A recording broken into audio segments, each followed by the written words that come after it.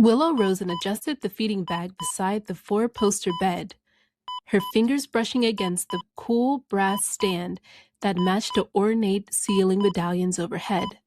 She hummed a tune.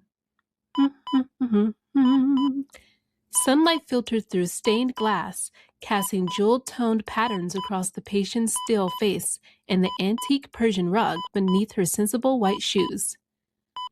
"The roses are blooming in the garden today, Mr. Thorne," she whispered, tucking the silk duvet around his motionless form. "Yellow ones, just like the ones in your photo album." A quiet laugh escaped her as she filled the feeding bag with trained hands.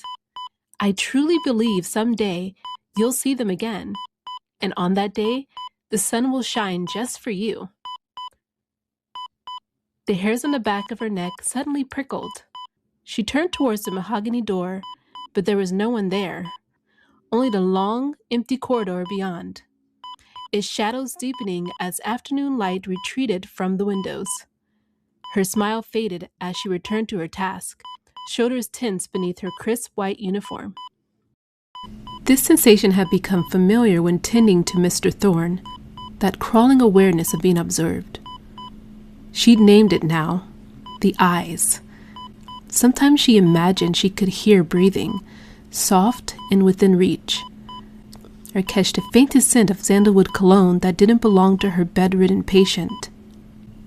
The Thorne estate sprawled like a sleeping beast, with its east and west wings stretching into gardens that had outlived generations. Countless rooms sat pristine but unused, preserved in amber for ghosts who never arrived. Only Mr. Thorne and his son Eden occupied this mausoleum of wealth that sat on cliffs overlooking the vast seas, while the staff, maids, cooks, groundskeepers, security guards, fled at sunset like sensible creatures escaping the tide. Whatever watched her wasn't them. Willow had begun to wonder if old houses, like old men, develop consciousness after decades of silent witness. She turned back to her patient and forced a smile, the corners of her mouth stiff as starch linen. "Just the old house settling," she whispered, though Mr. Thorne couldn't hear her. The lie was a balm she applied daily, to herself more than to him. When twilight bled through the stained glass, casting the room in bruised purple, she completed her final duties, adjusting his feeding tube, recording his vitals, smoothing his silver hair against the monogram pillowcase. Then she descended the grand staircase, each step creaking like arthritic joints beneath the plush runner. Her nursing shoes squeaked against marble as she approached the library, where without fail Eden Thorne would be waiting. Willow's knuckles hovered just before the carved mahogany door. Her weekly paycheck, more than a monthly salary at County General, flashed in her mind. She knocked, the sound swallowed by the vastness of the corridor. When Eden looked up from his desk, Willow gave him a gentle smile. "I'm done for the evening, sir. Your father is all taken care of and should be set till morning. Of course, if there's any problems, you can always call me." The library was a cavern of mahogany and leather, smelling of aged paper and faint metallic tang of the stormy weather brewing outside. Eden sat behind a massive desk of carved oak, the green glow of a banker's lamp casting long skeleton shadows across his sharp features. When he looked up, his eyes didn't just meet hers, they seemed to anchor her to the floor. He didn't blink for a long moment, watching the way the soft light caught her golden hair. To him, she looked like a saint descending into a tomb. "You're always so formal, Willow," Eden said, his voice a smooth, low baritone that seemed to vibrate in the quiet room. "I've told you. Sir is for the dying man upstairs. To me, you are just Willow." He stood up, his movements fluid and predatory, though he kept a polite distance. He walked towards her, his hands tucked casually into the pockets of his slack. "My father is lucky to have you. Most nurses treat him like a chore, a fading body to be turned and medicated. But you?" He paused, stopping just a foot away. He was close enough that Willow could smell his cologne, sandalwood and something sharper, You handle him as if he still matters. It's a rare kind of empathy. Where does a girl from the trailer courts learn to be so soft? The mention of her neighborhood sent a tiny prickle of unease down Willow's spine.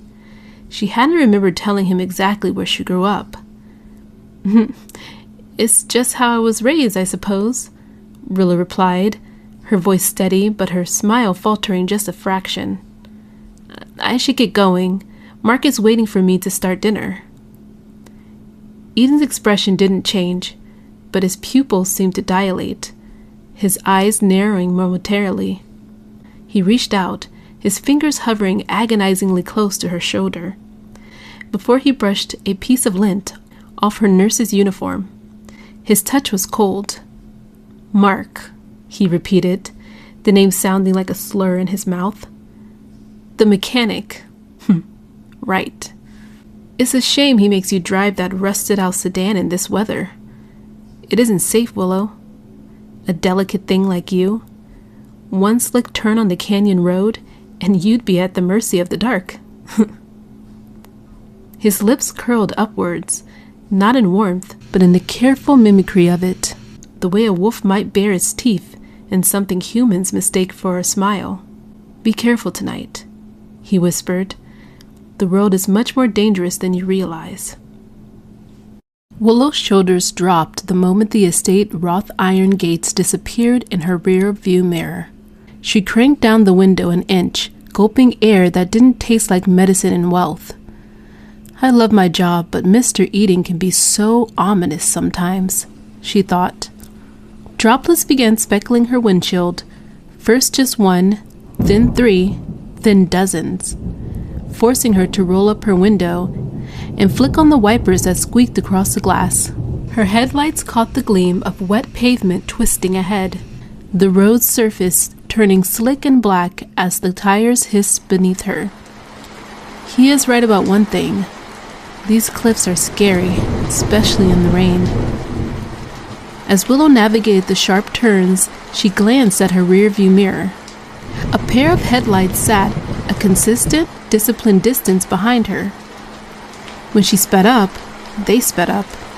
When she slowed for a hairpin turn, they decelerated in perfect synchronicity. They weren't high beams. They were low, predatory glows that felt like eyes boring into the back of her skull. Her heart hammered against her ribs. She took a sudden, unannounced turn into a gas station to test them, but the car behind her, a dark, indistinguishable vehicle, simply glided past, disappearing into the curtain of rain. Just nerves, she whispered to herself, gripping the steering wheel until her knuckles turned white. Eden just got into my head.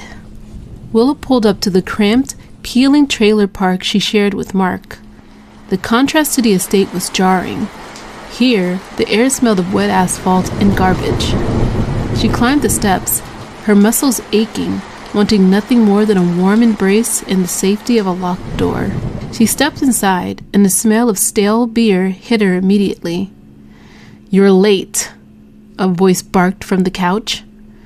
Mark didn't look up from the television. His grease-stained work shirt was unbuttoned, and an empty bottle sat on the coffee table next to a pile of unpaid bills. "I'm sorry, Mark. The weather was bad, and Eden, his son, wanted to talk about his father's vitals," Willow lied, softly dropping her bag. She walked over to him, reaching out to touch his shoulder. "I had a really weird drive home. I think someone was following." Mark shoved her hand away, finally looking at her with blurry, irritated eyes. "Always some drama with you, isn't it? You're late with dinner because you were chatting up some rich prick in a mansion, and now I have to hear about ghost cars?" He stood up, towering over her, his shadow far less elegant than Eden's, but twice as loud. "I'm hungry, Willow. Stop acting like a princess and get in the kitchen. You think because you work in a big house all day, you're too good for this place?" Willow flinched, her eyes stinging. She retreated towards the kitchen, the safety of her home feeling just as suffocating as the dark road she'd left behind. Across the street, a black Mercedes idled in the alleyway's throat, its engine a whisper beneath the hiss of rain. Eden reclined in buttery leather, the dashboard's amber glow catching the hollows of his cheekbones. Through Willow's grimy window, television light pulsed, blue, then white, then blue again, painting her silhouette as she moved like a paper cutout in a shadow play. The directional microphone on his dashboard captured everything. Mark's voice splintering the quiet, the dull thud of his fist against a table, Willow's half-swallowed sob that made Eden's pupil dilate with something between hunger and rage. He saw the silhouette of the man he considered a genetic error looming over his miracle. Eden's grip on the steering wheel tightened, a slow, dark smile spreading across his face. He wasn't jealous. He was offended. He was watching a masterpiece being handled by a vandal. "Don't worry, Willow," Eden whispered into the cool, climate-controlled silence of his car. "I'm going to take you away from all of this. He's making it so very easy to justify what happens next." Willow's hands trembled slightly as she stirred the pot of beef stew, Mark's favorite, the steam rising to fog her vision as much as her unshed tears did. The bruise on her wrist throbbed in time with her pulse. At the table, Mark shoveled a spoonful into his mouth, grunting with minimal approval. "How was work?" she ventured, her voice small in the cramped kitchen. He launched into a 20-minute tirade about incompetent coworkers and ungrateful customers, bits of his food spraying from his mouth. When he finally paused for a breath, she opened her mouth to mention her day, but his eyes narrowed dangerously. What could possibly be so hard about wiping some rich guy's ass? He sneered, and she swallowed her words with her lukewarm stew. Later that night, Willow sat at the vanity Mark had rescued from someone's trash. Its mirror webbed with a crack that split her reflection in two. She worked the brush through her hair with mechanical strokes, pausing only when she heard the clink of another bottle being opened in the living room. She remembered the weight of Eden's gaze that afternoon, how it had made her feel both seen and hunted. Willow remembered the night she'd spent huddled in closets, counting her father's footsteps as they scurried across floorboards, praying he'd pass out before finding her, her mother's vacant eyes as the needle slipped from blue-veined fingers. The Christmas she was 9, Willow had wrapped her own present, a half-empty bottle of her mother's perfume, and placed it under their barren tree, pretending it came from her mother, who'd been dead 3 months by then. She still remembered the smell of cheap pine and vomit, how her father had slurred, "Who's this from?" before hauling it against the wall. By 16, she'd lived in 7 different homes, sleeping on pull-out couches where uncle's friends accidentally wandered in at night. She signed her emancipation papers that year. She had nothing but a garbage bag of clothes and a high school ID. When Mark found her working at the gas station register, his smile was the first one that didn't want something from her first. "You look tired," he'd said, leaving his number and a $5 tip for a $3 coffee. He was the one who encouraged her to get her nursing degree. "You're smart, Willow," he'd said, his fingers gentle on her cheek. "You could save lives." She'd cried that night, overwhelmed that someone finally saw potential in her. She worked double shifts at the gas station between classes, falling asleep over textbooks with highlighter smudged on her cheek. When she passed her certification, Mark had brought her a cake with her name spelled wrong. She'd eaten it anyways, grateful. They'd bonded over shared wounds, fathers who used fists instead of words, mothers who looked away. "I'll never be like that," Mark had promised, holding her so tenderly she believed him. The first time he called her stupid, she told herself it was stress. The first shove came after she got a raise, and he realized she was now making more money than him and paying off her student loans. His apology flowers withered on the table as she iced her shoulder. When he asked her to move in, she packed her few possessions with fearful hands, telling herself everyone deserves a second chance. The night she burned dinner, he dragged her across the kitchen by her hair. As she curled in the linoleum, She realized she traded one prison for another, except this one she had walked into willingly. As she stared at herself in the mirror, her fingers trembled against her scalp. At the hospital, between her shifts at the estate, she could almost forget. Her hands, the same ones that trembled at home, were sturdy when they found a vein on the first try. Patients thanked her with genuine smiles she collected like small treasures, sometimes changing bandages or adjusting an IV in the hushed midnight hours. Willow would catch her reflection in a darkened window and barely recognize the confident woman staring back. The uniform was like armor. The hospital, the only place where her gentleness wasn't a weakness to be exploited, but a strength that mattered. With a sharp inhale, she switched off the lamp and slid between the sheets, curling away from the empty space that would soon be filled with the sour smell of beer and rage. Morning light crept through the blinds as Willow cracked eggs into the pan one-handed. Mark slouched into the kitchen, his unshaven jaw cracking with a yawn that reeked of stale beer. "Good morning," he mumbled, dragging the wooden chair across the linoleum that was peeling at the corners. "Morning," Willow responded, her voice barely audible as she slid the spatula under a perfectly cooked egg. Outside the smudged kitchen window, a pair of cardinals flitted between the branches of the half-dead oak tree. Their crimson feathers flashed like tiny beacons against the dishwater sky, their melodic chirping filtering through the thin glass. A smile tugged at the corner of her chapped lips. Those birds answered to no one. They soared above the grime and desperation, carried on wings that knew no chains. Someday, she thought, her fingertips tracing the condensation on the window pane. "What are you smiling about, Lo?" Mark's voice sliced through her daydream. He had paused mid-bite, a triangle of butter-soaked toast suspended between his mouth, his bloodshot eyes narrowing to slits. The scrape of his chair against the floor was the only warning before the plate sailed past her ear, shattering against the wall in a constellation of ceramic shards and sunny-side-up yolk that oozed downward like vicious tears. His breath hit her face, stale coffee and rage mingled with morning sourness, before his callous fingers found her throat, pressing into the soft hollow beneath her jaw. The edges of the kitchen, the peeling wallpaper, the dripping faucet, the flickering fluorescent light began to blur and fade into watercolor smudges. "You're thinking of some guy, aren't you?" She couldn't speak. The pressure on her windpipe was absolute. Black spots danced before her eyes like fireflies as her lungs screamed for oxygen. Willow's hands clawed instinctively at Mark's thick, grease-stained fingers, her chipped pink nail polish a stark contrast against his weathered skin. Her vision tunneled into a blur of gray and black, the world shrinking to just his face, contorted, flushed, a roadmap of broken capillaries across his cheeks.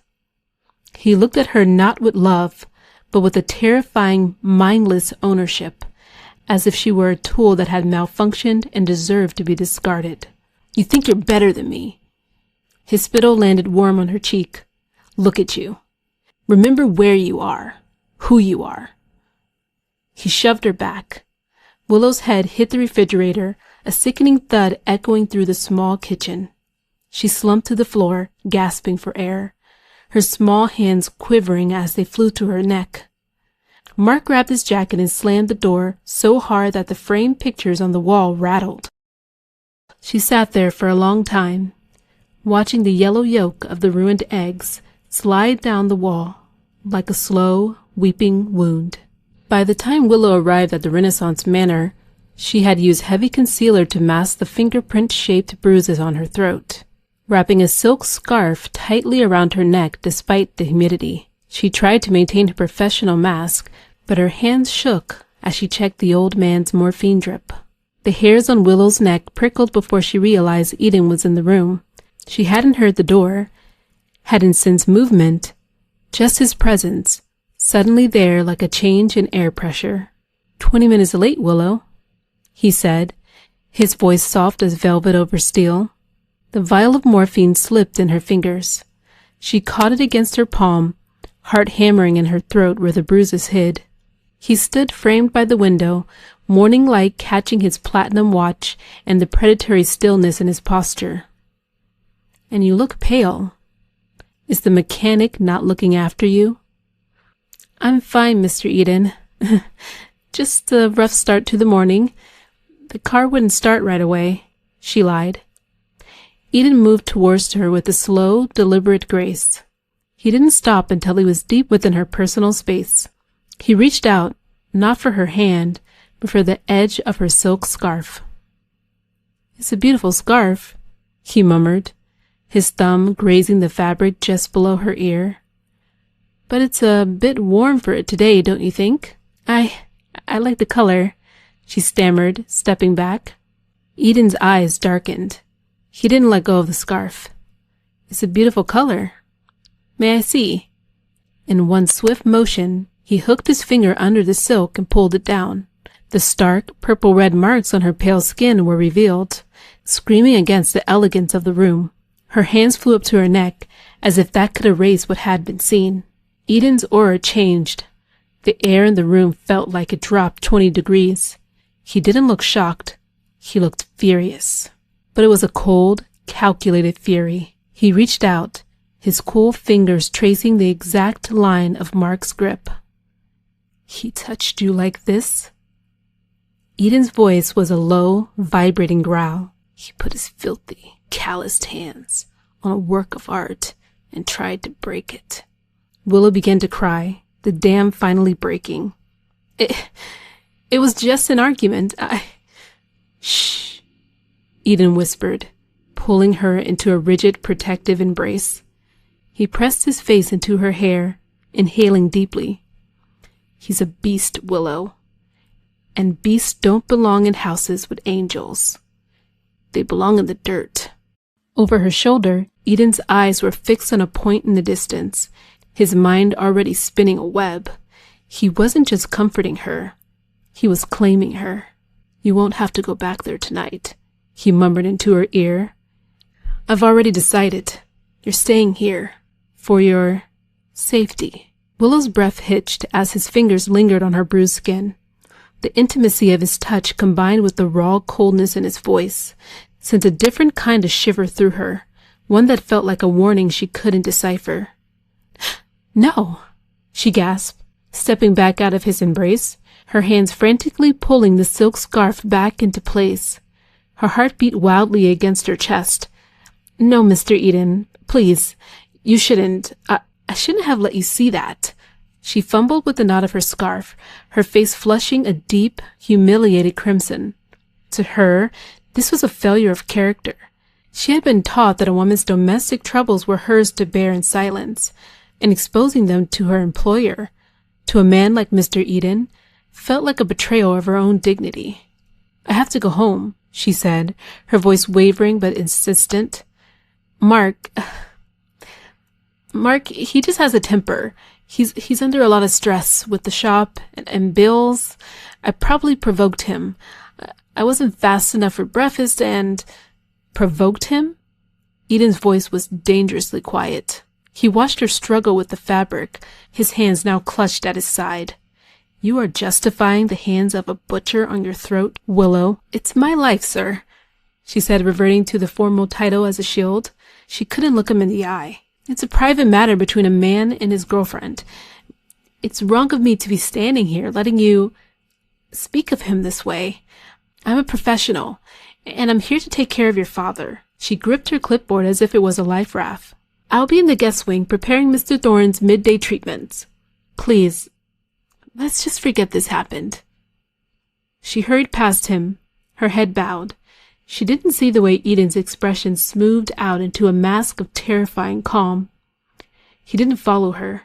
He simply turned back to the window, watching her reflection in the glass as she disappeared down the hall.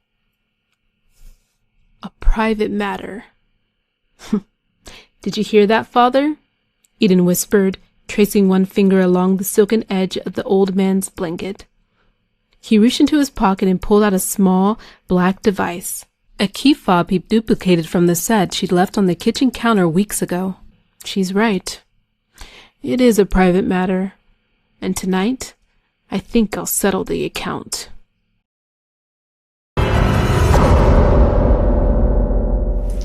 Willow's key scraped in the lock of the silent trailer.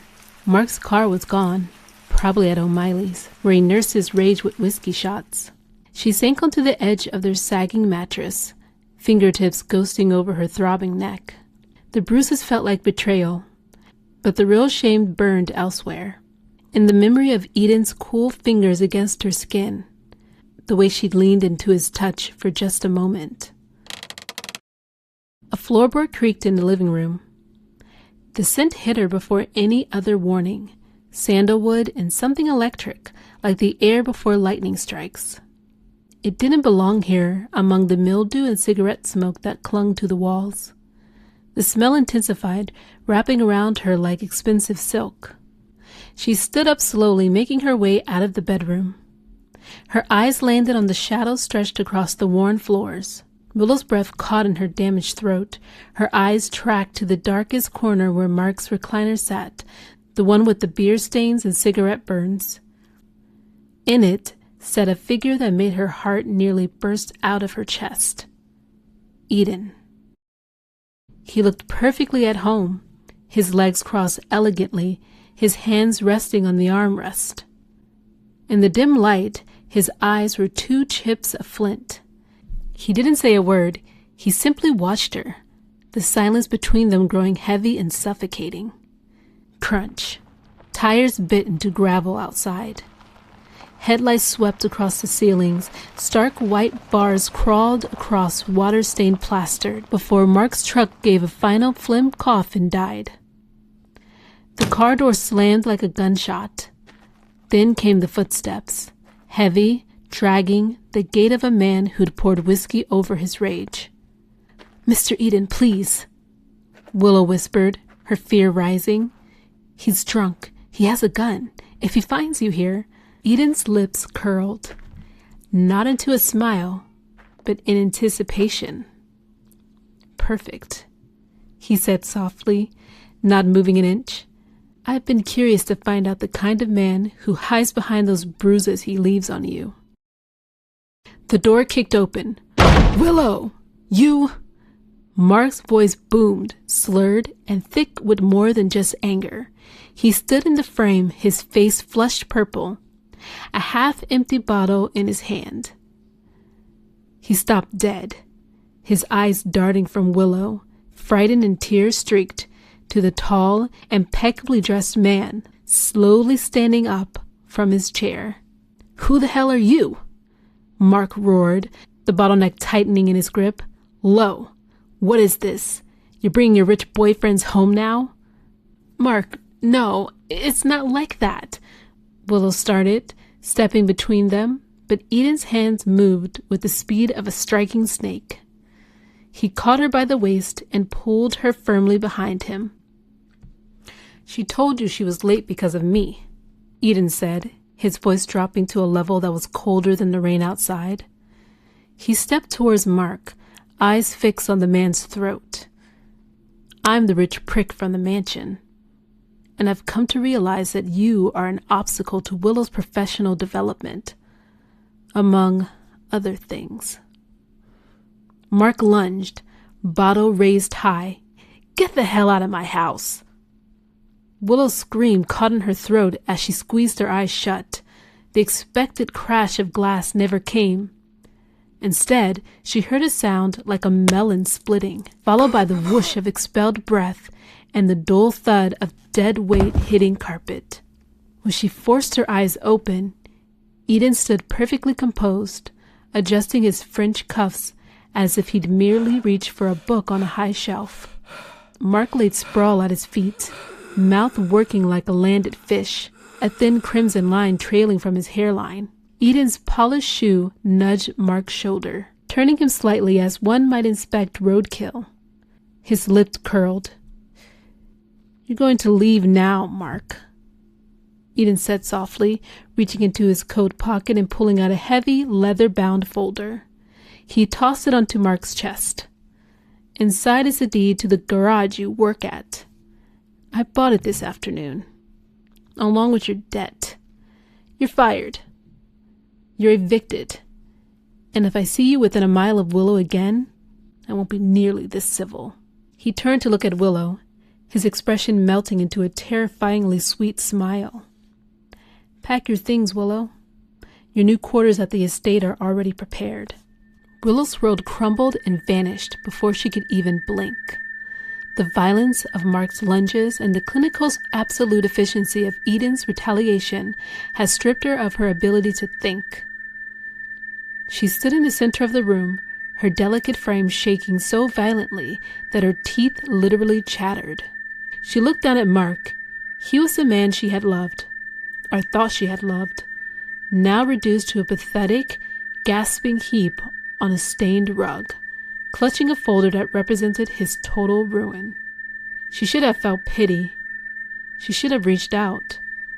But as she looked at him, all she felt was a cold, hollow vacuum where her heart used to be. The memory of his hand around her throat, the way her back hit walls, doors, refrigerators, the way he grabbed her hair with enough force to scalp her.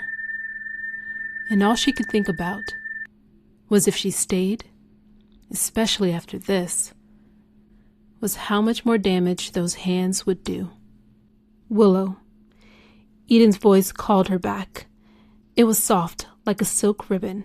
He stepped over Mark as if he was merely a piece of discarded furniture. He reached out, his long, cool fingers cupping her jaw, forcing her to look up into the depths of his dark eyes. There was no rage there now, only a terrifying, possessive adoration. "The car is waiting," he whispered. "Don't look at the mess. Look at me. I've taken care of everything. No more bills, no more grease, no more hands on your throat that don't belong there." He didn't wait for her to agree. He simply took her hand. His grip was firm, not the bruising, desperate squeeze of Mark, but a steady, unbreakable tether. Willow felt like a ghost as he led her towards the door. She didn't grab her favorite book. She didn't grab her toothbrush. She left her life behind in that cramped trailer, stepping over the threshold and onto the wet pavement. Outside, the black SUV sat idling like a purring beast. The rain had turned into a downpour. Eden's umbrella unfurled with a snap that made Willow flinch. He held it at a precise angle, creating a perfect circle of dry air around her, while raindrops pelted his own shoulders. His free hand pressed against the small of her back, neither pushing nor pulling, simply there, inescapable as gravity. The leather seats absorbed her like quicksand. The sandalwood scent wrapped around her throat where Mark's fingers had been hours before. Through the rain-streaked window, the trailer yellow light framed Mark's silhouette as he staggered upright. One hand braced against the wall, something twisted in her chest. Not quite regret, not quite relief. His fingers closed over hers, cold, dry, unyielding. "Don't look back, Willow," Eden said, his voice humming with a dark, triumphant satisfaction. "There's nothing left for you there. From now on, your world begins and ends at the gate of my estate. You'll see. You'll be so much happier when you realize you don't have to choose anymore. I've chosen for you." The words washed over her, their meaning slipping beneath the surface of her shock like stones into dark water.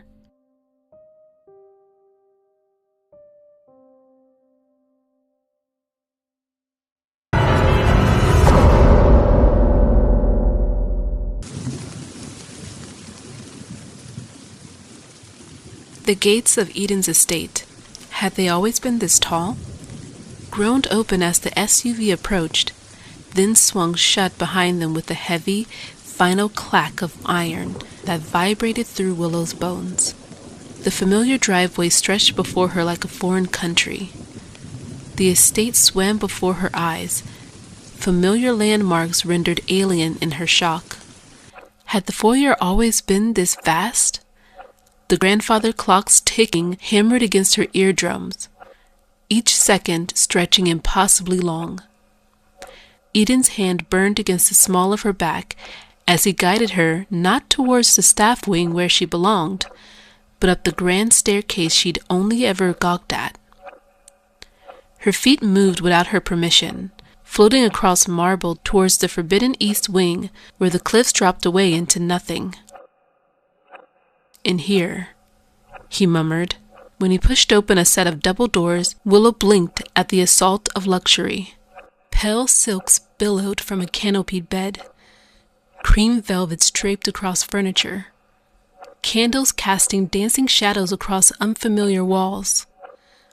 A fire crackled in a marble hearth, its warmth failing to touch the ice spreading through her chest.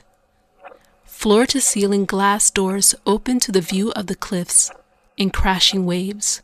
She stepped in. The carpet beneath her feet felt impossibly plush, swallowing her steps as if erasing her presence. What's going on?" Her voice sounding small and fragile in the vast room. She clutched her arm across her chest, feeling the phantom pressure of the bruises on her neck. "It's yours," Eden replied. He walked over to a sideboard and poured 2 glasses of dark amber liquid. "You've spent your whole life caring for others in squalor, Willow. Now it is my turn to take care of you. You are the center of this home, its heart." He handed her a glass. She took it with hesitant hands, but she didn't drink. The way he was looking at her, with a reverence that felt like a weight, made her feel like an object on a pedestal. "I should check on your father," she said, desperate for the familiar routine of her job. "He needs his evening. My father passed away an hour ago, Willow." The glass nearly slipped from her fingers. "What?" "But I was just here this morning. He was stable." Eden stepped closer, his shadow merging with hers on the silk-covered walls. "The heart is a fickle thing." He went peacefully. "But you see, that creates a problem, doesn't it? Your employment is technically over." Willow's breath hitched. She looked towards the door, a sudden, sharp instinct of survival screaming in her mind. "Then I should go. I'll find a hotel, No!"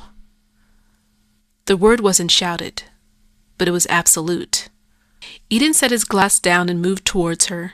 Willow's breath caught as his fingers found their way into her hair, moving the strands in front of her shoulders with deliberate slowness that made her scalp tingle. Her blonde hair framed her face like a curtain, a flimsy, useless shield. When his fingers combed through the strands, each point of contact burned like ice against her skin, marking territory she hadn't agreed to surrender. "You're waking up from your shock, but you don't understand, Willow. I didn't bring you here to be a nurse. I brought you here to be mine. I've watched you for months. I've seen the way you breathe when you think no one is looking. Deep exhales of exhaustion. I've seen the kindness you wasted on a dying man and a pathetic drunk." He leaned in, his lips brushing against her ear, sending a cold shiver down her spine. "You aren't leaving this house. Not tomorrow. Not next month. I've wiped away your past. Mark is gone. My father is gone. There's only me, this room, and the life I am going to build for you. You will never have to worry about the world again, because the world no longer exists for you." He stepped back and reached into his pocket, pulling out a heavy brass key. Her eyes widened. "Mr. Eden." He walked to the door, stepped out into the hallway, and looked back at her with a smile that was both beautiful and utterly vacant of mercy. "Sleep well, Willow. We have a lifetime to get to know one another." The heavy oak doors swung shut.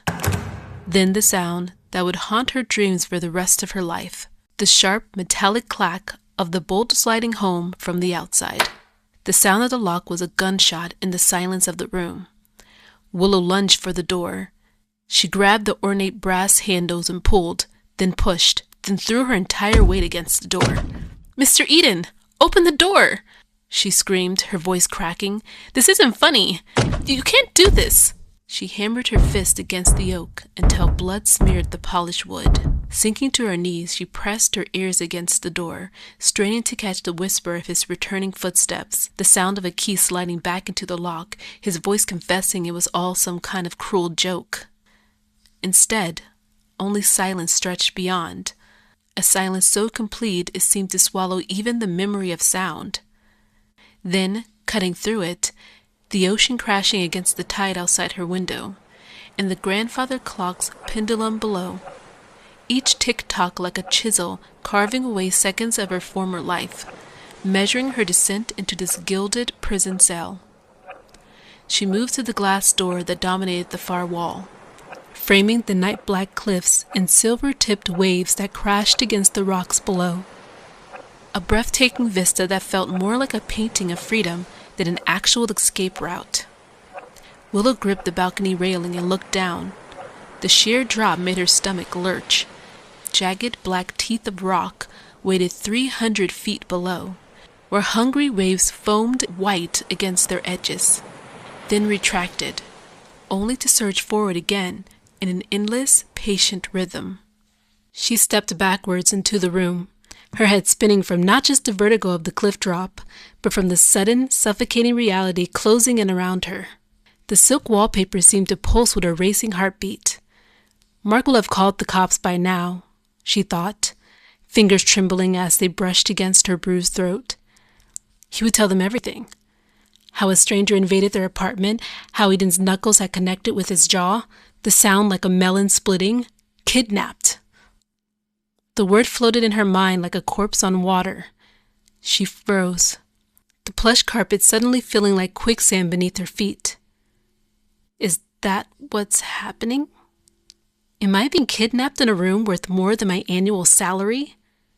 Her gaze caught on the smeared crimson handprints marking the door like primitive cave paintings. I walked right into my own abduction, she whispered, her voice a ghost in the room. She paced, each step leaving indentations in the carpet that disappeared behind her, as if even the room was erasing her presence. Mark will call. He'll call, she muttered, her thoughts a desperate litany. He'll save me. He'll come for me. He has to. But another voice, colder and more insistent, whispered, unless he thinks I wanted this. Unless he's nursing his wounds and his pride, believing I finally chose the rich man's son over him. The memory of Mark's jealous eyes whenever Eden's name was mentioned sliced through her. Unless he thinks the boss's son finally rescued his girlfriend from the big bad wolf. The thought was a stone in her stomach. She raked her fingers through her hair, feeling strands catch and tear. Then work. Her mind clutched at this new lifeline. Yes, work. Surely my job will learn that Mr. Thorne has passed, and when I don't return from the hospital shift, they'll have to check on the Thorne estate. Won't they? Wouldn't they? She hugged herself tightly, fingerprints digging half moons into her arms. Just wait. Just wait. Stay calm. Stay alive. Someone will notice I'm gone. She hadn't stayed calm. An hour passed, then 2. Her throat was scorched from screaming, and her muscles ached with a deep primal exhaustion. She slumped to the floor, the coldness from the cliff view of the master suite finally seeping through her nurse's uniform. Think, Willow, think. She forced herself to stand, her eyes darting around the room. She was a nurse. She was trained to be observant. There were other windows, not facing the cliffs. She went to them. They were beautiful arched structures of heavy glass, but when she tried to lift the sash, it wouldn't budge. She looked closer and felt a cold pit form in her stomach. The frames had been discreetly bolted into the stone with steel brackets. Even if she broke the glass, the decorative iron scrollwork on the outside, which she had once thought was charming, was actually a set of reinforced bars. She turned back to the room, her breath coming in ragged gasps. She began to strip the bed, looking for a tool, something to pick the lock or pry a hinge. That's when she saw it. A flash of red caught her eye. Something that didn't belong among the ornate plasterwork where the ceiling met the wall. A pinprick of crimson, steady and unblinking, aimed directly at the bed. Her breath caught in her throat as recognition dawned. A camera lens. Her heart hammered against her ribs as she pivoted, scanning the room with new awareness. There, inside the antique brass lantern by the fireplace, another red eye watched. And there, behind the gilt frame holding a portrait of a Victorian girl whose hollow eyes unsettled her, now watching with the same soulless vigilance as their owner. She wasn't just in a room. She was in a laboratory. Willow backed away, her hands trembling against her lips. The hair at her nape prickled, as if someone had just exhaled against her skin. Her gaze locked with the camera's unblinking red eye. Is he watching right now? The realization hit her stomach like ice water. Those times she felt observed while bathing Mr. Thorne, the sensation of being studied when she bent to change IV bags. Had that been Eden all along? Categorizing her movements, learning her routines? Was he the eyes all along? She imagined him now, bathed in the blue glow of monitors, leaning forward in his chair as her terror played out in high definition. His fingers might be steepled beneath his chin. His lips curved into that same beautiful, merciless smile as he watched her transformation from caregiver to specimen. She felt the urge to hide, but where? The room was open, elegant, and completely exposed. She crawled under the heavy mahogany bed, pulling the duvet down to create a small, dark sanctuary. She curled into a ball as she realized the true depth of the nightmare. He hadn't just taken her freedom. He had taken her privacy, her dignity, and her very shadow. Okay, stay calm. Stay calm. Beautiful. I'm so glad I didn't miss it. The sun rose with a cruel brilliance, lancing through the reinforced glass and casting the shadow of the iron scrollwork across the floor like the stripes of a cage. Willow hadn't slept. She had vibrated between cold terror and a numb, waking trance beneath the bed.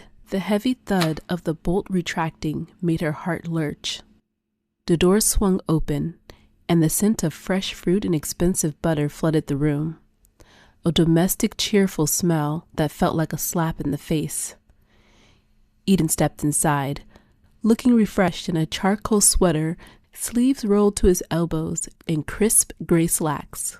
He carried the silver tray with the grace of a man who had never known a day of labor in his life. He didn't look for her. He knew exactly where she was. His eyes, the same glacier blue as the morning sky outside, fixed briefly on the shadow beneath the bed before he moved with unhurried precision to open the double doors. The ocean breeze swept in, carrying salt and a distant cry of gulls as he set the silver tray down on a small table, the china cups clinking with a delicate, domestic sound that felt obscene in her prison. "Good morning, Willow," he said, his voice bright and terrifyingly normal. "I thought you might like some protein. I remember you saying you'd like to try poached eggs someday." Only she never said it to him, but to his father as he slept. They're much healthier than, well, what you're used to. When she didn't answer, he sighed softly, the sound of a disappointed parent. He walked over to the bed and knelt on the plush rug, his face coming level with the gap where she was hidden. "Come out, darling. The floor is no place for you. You'll catch a chill, and then I'll have to play the nurse, won't I?" He reached out a hand, palm up, waiting. Willow scrambled out from the other side of the bed, her hair a wild, tangled nest, her eyes bloodshot and wide. She backed into the corner, as far from the cameras and him as possible. "Let me go, Mr. Eden. Please. I won't tell anyone. I'll move. I'll leave the state. Just let me out of here. Eden stood up, smoothing his trousers. He ignored her pleas entirely. Instead, he walked over to the tray and began to spread marmalade on a piece of toast. I watched you last night, he said casually. You have a very expressive way of moving when you're distressed. It's quite beautiful, in a tragic sort of way. But you shouldn't have hit the door so hard. You've bruised and bled your knuckles. He turned, holding the toast, and began to walk towards her. You think of this as a prison because you're still looking back at that gutter you lived in.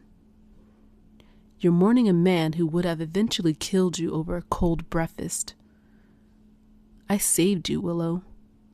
I am the only one who truly saw the value in your life. He stopped, just out of her reach, his eyes scanning the bruises on her neck, the ones he had rescued her from, before settling on her lips. Eat, he commanded softly. It wasn't an invitation. If you don't maintain your health, you'll lose that glow, and I've worked far too hard to secure you to let you wither away. He held the toast out to her, his gaze locked onto hers. He was waiting for her to accept the first piece of her new life, the bread of her captivity in his communion, his sacrament of possession. She studied his eyes, clear as polished glass, revealing nothing or reflecting everything. Behind that careful composure, something watched her with the unblinking focus of a predator who had finally cornered its prey after a long, calculated hunt. She knew that if she fought him, he would find a way to make the cage even smaller. She remembered her nursing training, how to deal with volatile, delusional, possibly grieving, possibly a murderer, patients. You don't agitate them. You don't break the glass of their reality until you have a way out of the room. Her hand shook as she reached out, her fingers brushing his as she took the toast. He didn't pull away immediately. He let his thumb linger against her skin, a slow caress that made her stomach churn. Good girl, he whispered. Willow took a small, mechanical bite. The sweet taste overwhelmed her senses in the tense moment. She lowered her eyes, adopting the submissive posture she knew he wanted to see. Thank you, Eden. The sound of her using his name, without the mister, made his entire posture relax. He looked almost drunk on the sound of it. He stepped closer, his hand coming up to tuck a stray lock of hair behind her ear. I knew you were special, he murmured. Most women would have spent the morning screaming until their lungs bled. But you have a quiet strength. You understand the chaos of the world is over for you now. There's a peace in that, isn't there? Willow managed a small, shaky nod, keeping her gaze fixed on his chest. It's a lot to take in. I just need time to adjust. You have all the time in the world, Eden said, his voice brimming with a dark, satisfied warmth. He took her hand, his grip gentle but unyielding, and guided her towards the balcony. The breakfast tray waited on a wrought iron table, china gleaming against the backdrop of the sheer cliff drop beyond. When the sea breeze hit her face, Willow's lungs seized with a desperate animal recognition. Open air. Freedom. Just beyond her reach. The storm that had raged during her capture. The same storm that had muffled Mark's thud as Eden dismantled him had utterly vanished. The sunrise painted the sky in watercolored washes of amber and cerulean, a beauty so indifferent to her captivity that tears prickled at her eyes. A perfect day for someone else's freedom. Eden pulled out her chair with the flourish of a maître d', his fingers lingering at her shoulder as she sat. She watched, frozen, as he lifted the teapot and poured with practiced precision, then added exactly 2 drops of honey from a crystal dipper, the way she'd mentioned once, offhandedly, during a morning shift, not to him, but to his comatose father, while adjusting IV lines, thinking herself alone. Her gaze dropped to the floor as she remembered the revelation from the night before. The cameras, the microphones, the constant surveillance, the eyes. He had always been them. I have a few things to attend to today. Funeral arrangements for my father, legalities. But I'll be watching you, Willow. Even when I'm not in the room. I'll be with you. He gestured vaguely towards the corner where the hidden cameras sat. If you need anything, just look into the lens and ask. I've installed speakers throughout the suite. I'll hear your every breath. He walked towards the door, paused and looked back. Try the silk dress I left in the wardrobe. The imperial purple will go perfectly with your eyes. I'd love to see you in it when I return for dinner. I'll be watching you. The door closed, and the bolt slid home with that now familiar, sickening finality. She stared at the breakfast tray, the perfect poached egg now congealing in their own cold despair. Her hands trembled as she clutched the edge of the table, nausea rising like a tide. 5 minutes.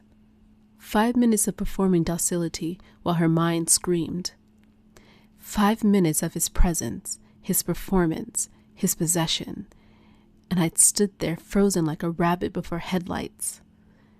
My nursing training taught me to observe, obsess, intervene. Yet here I am, still struggling to breathe properly while opportunities slip away. How many days would pass in this elegant prison?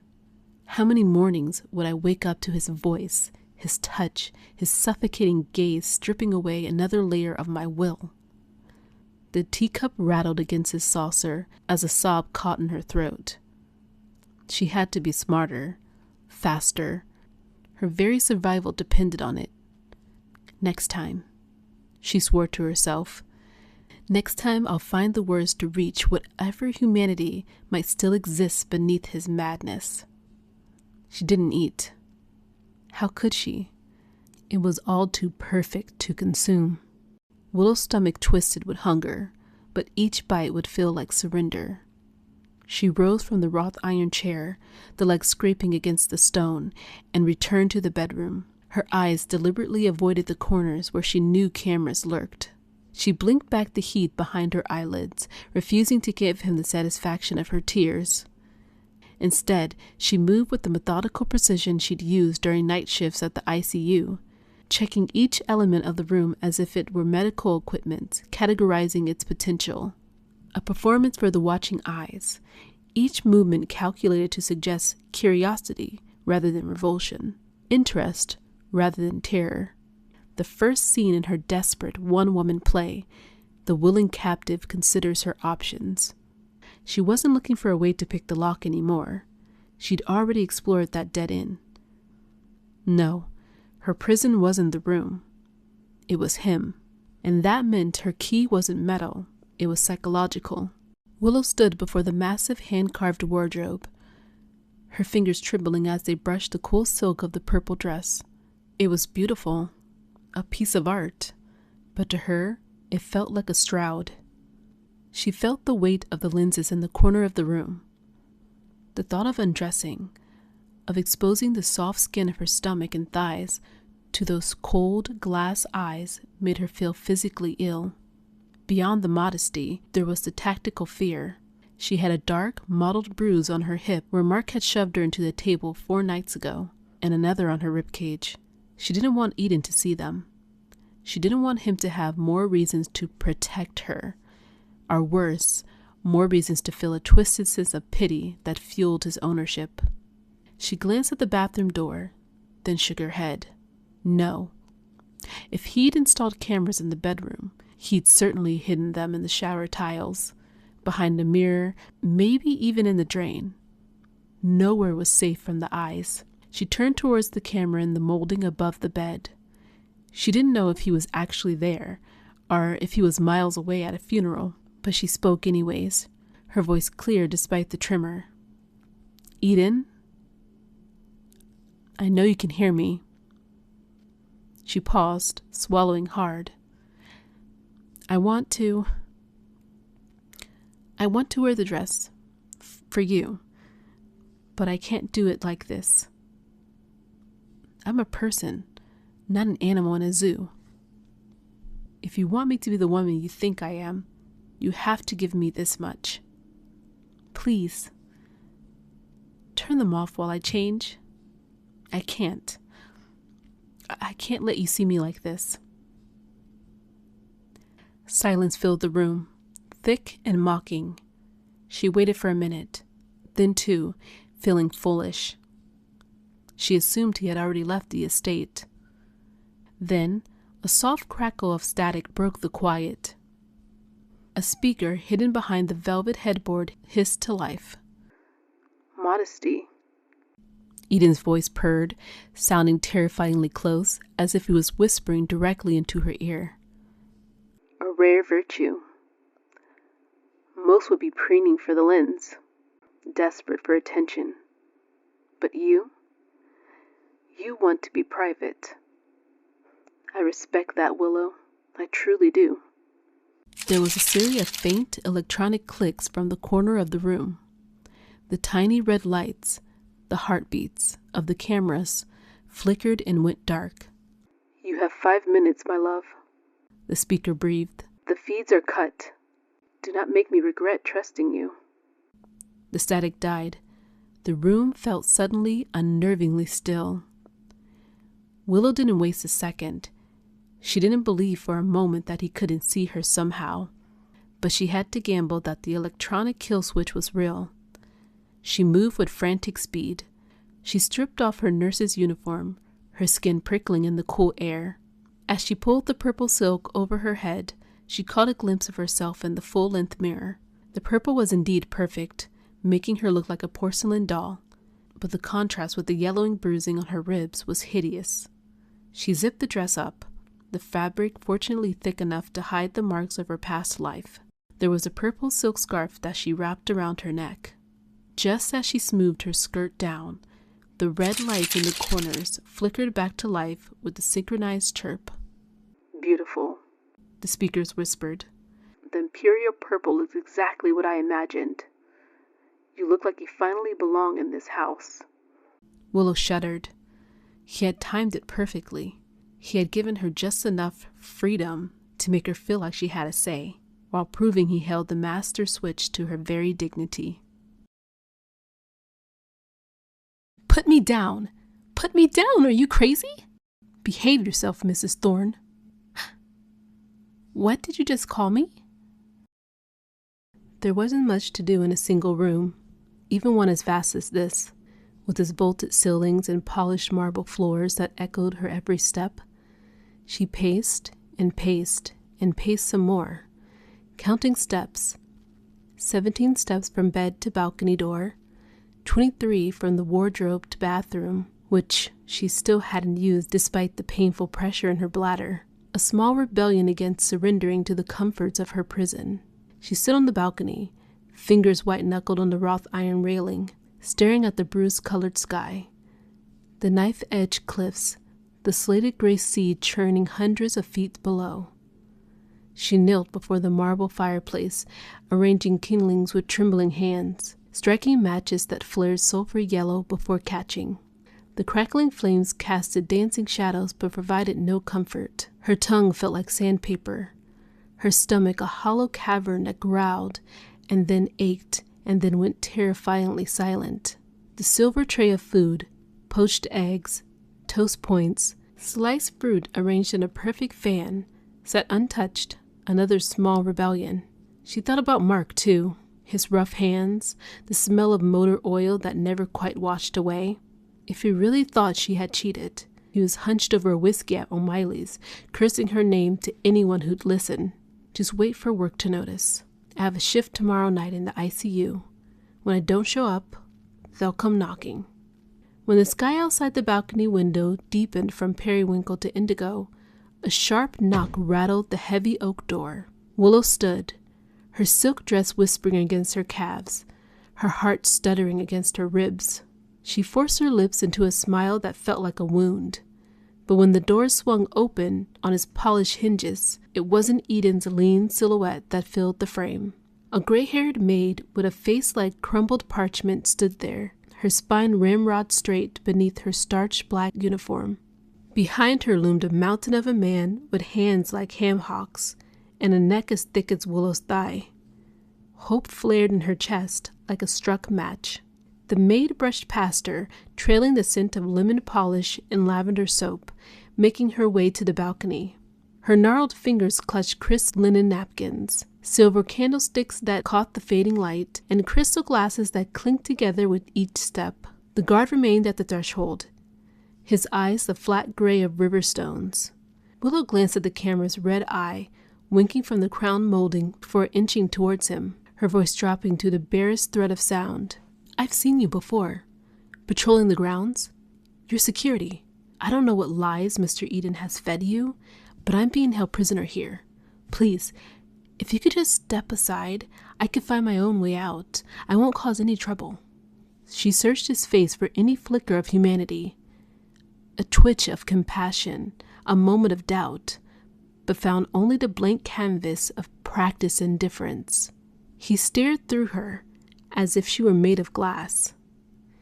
The maid shuffled back, her orthodontic shoes squeaking against the marble as she passed Willow, past the guard, and reached for a gleaming silver cart laden with covered dishes that steamed beneath their domes. When Willow lunged towards the open doorway, the guard's arm shot out, a flesh barricade as unyielding as the iron gates surrounding the estate. Are you serious? The words scraped her throat raw as she fought to keep her voice low, to contain the scream building behind her teeth. You're an accomplice to kidnapping, a felony. Do you understand that? This isn't some romantic fantasy. It's imprisonment. What's your cut? How many zeros in the check? Huh? How many zeros in the check make it worth helping him collect women like butterflies? The guard's face remained as expressionless as carved granite, his pupils fixed on some invisible point beyond her left shoulder. The maid re-entered with a cart of food, its silver wheels whispering against the marble floors. Willow followed her to the balcony, where twilight painted the sea a bruised purple. Hey! Hey! Her voice cracked like thin ice. Don't pretend like you don't see me here. Don't make me feel like I'm a ghost. What you're all doing here is illegal. Do you know that? No amount of money should ever embolden you to steal a human. The words tumbled out, desperate and raw. The maid's weathered hands arranged crystal glasses with mechanical precision. Are you listening to me? Hey! Willow grabbed the woman's bony wrist, feeling papery skin beneath her fingers. Before she could draw another breath, massive hands clamped around her waist. The guard lifted her as effortlessly as a child's doll, her silk dress billowing as he deposited her onto the bed, as if she were a porcelain doll being returned to the shelf. Behave yourself, Mrs. Thorne, the guard scolded, his voice like gravel underfoot. Willow's eyes widened, blood draining from her face until her skin matched the ivory pillowcases. What did you just call me? Her voice emerged as a hoarse whisper. My name is Willow Rosen. Miss Rosen. I am not a thorn. They proceeded with their duties, the guard positioning himself by the door like a granite statue, the maid lighting taper candles with a silver lighter that clicked with each flame. Willow's protests dissolved into incoherent pleas. Before she could stop them, they slipped through the door, the heavy oak closing with a sound like a coffin's lid. The silence pressed against her eardrums. Willow curled into herself, her body folding like wet paper. A sob tore from her throat, primal, wounded, and for the first time since this nightmare began, she surrendered to tears that burned like acid down her cheeks. The balcony table gleamed with silver and crystal, each element positioned beautifully. Candles flickered in the evening breeze, casting long shadows across the white tablecloth. The aroma of seared fish wafted towards her, triggering an involuntary rush of saliva, despite her determination to resist. When the bolt slid back with a metallic click, Eden entered, wearing the charcoal suit she'd come to dread. The one that emphasized the broadness of his shoulders and the narrowness of his waist. His jaw was tight, a muscle twitching beneath the soft skin. Willow had dragged herself from the bed and scrubbed her face, but her practiced smile crumbled before it could form. "Please." The word escaped like air from a punctured lung. "Let's eat," he interrupted. He strode to the table and pulled out her chair with a flourish that mimicked chivalry, his eyes fixed on her, expectant and demanding. Her legs moved without her permission, carrying her across the balcony. The silk dress whispered accusations against her skin as she sank into the chair. A tear escaped, tracking down her cheek. She wiped it away with trembling fingers. This wasn't how it was supposed to go. Her careful plan was disintegrating with each passing second, and no amount of internal pep talks could dam the flood of despair rising in her chest. The silence stretched between them, broken only by the soft scrapes of his knife against fine china and the ocean waves. When he finally spoke, his voice was velvet over steel. "You behaved poorly today." His gaze never wavered from her face, even as he sliced through the steak. Willow stared at the perfectly grilled fish on her plate, garnished with herbs and lemon. Of course he would know her preference. Of course he would use even this small detail to demonstrate his control. "You may not understand, Willow, but I am what you need in your life."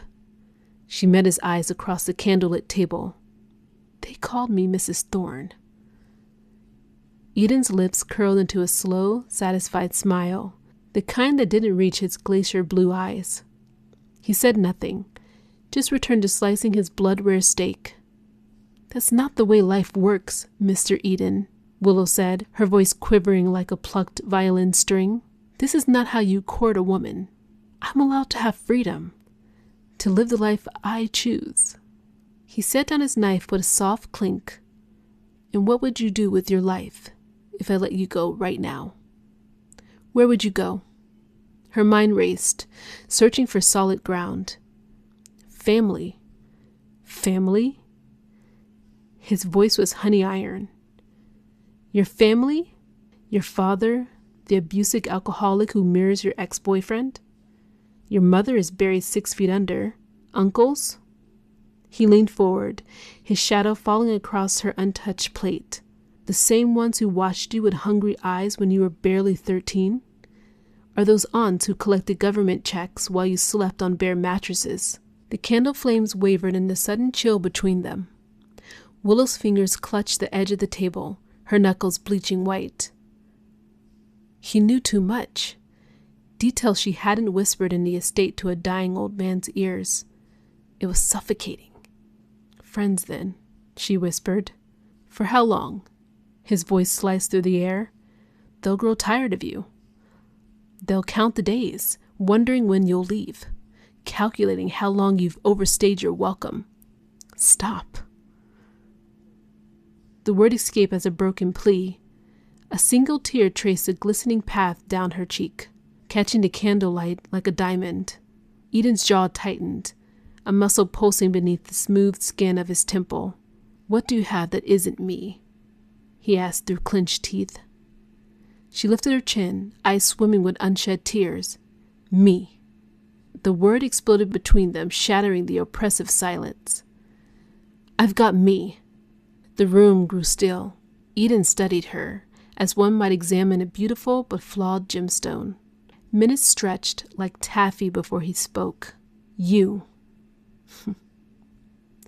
His voice dropped to a whisper. "Alone in a world of vultures." A scornful laugh escaped his throat, dry as autumn leaves. "I forbid it." He threw his napkin onto the table, pristine white linen now crumbled into discarded innocence, and rose to his full length, towering over her. The chair scraped against the stone with a sound like a scream. At the threshold, he turned back, his silhouette framed by the doorway. "If you behave like that again, you will be punished, Willow." The door closed with a soft click that somehow sounded more threatening than a slam. Alone, she stared at his half-eaten meal, wondering what horrors lurked behind that single word, punished.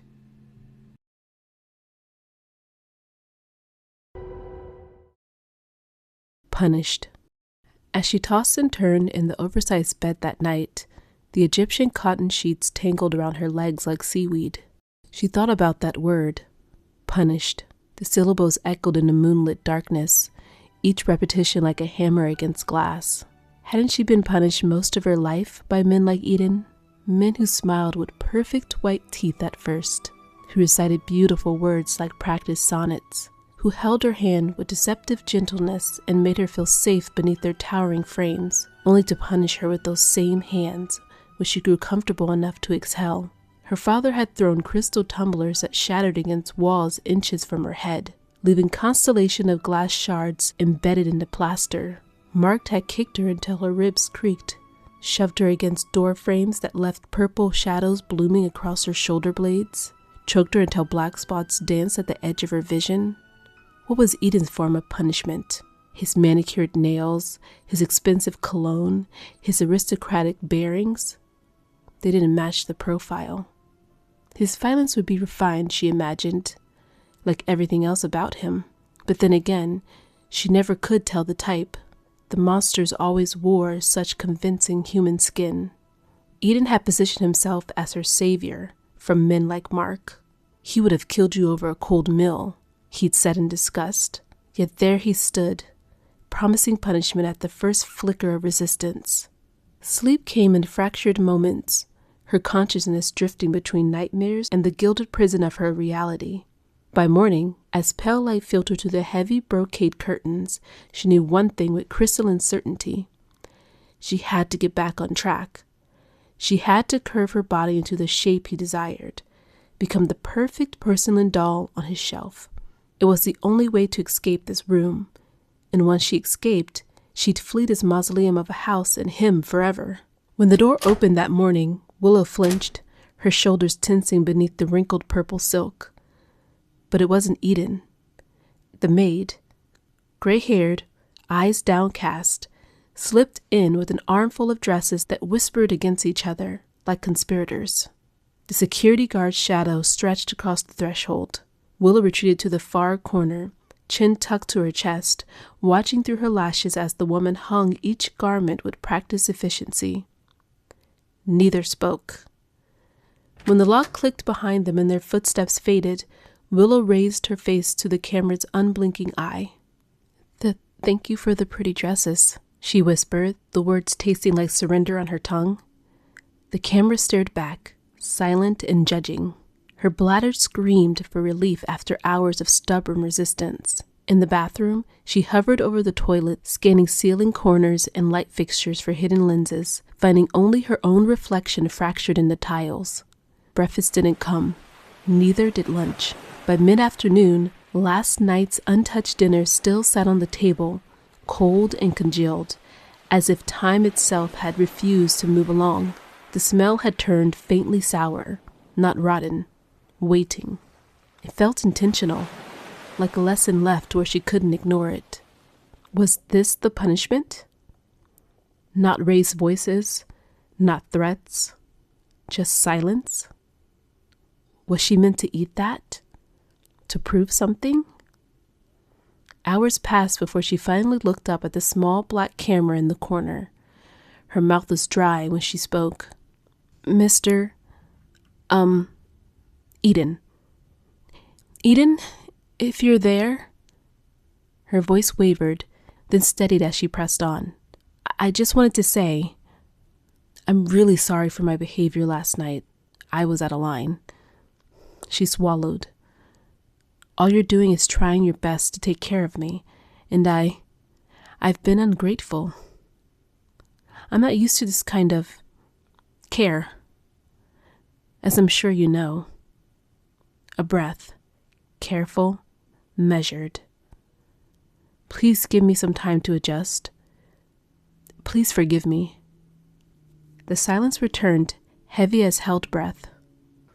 Then, minutes later, without warning, his voice filled the room. Wear the blue dress tonight. Nothing else. No acknowledgement, no reassurance. The line went dead. A soft smile touched her lips anyways, A performance for the unblinking eye, a victory she didn't dare question. Yes, Eden. The table had been set again by the old maid, laid out in perfect imitation of the night before, as if the evenings were being rehearsed. A careful reset, the same plate, the same cutlery, the same precise distance between each place setting. Even the candles had been replaced, new wax where last night's had burned low.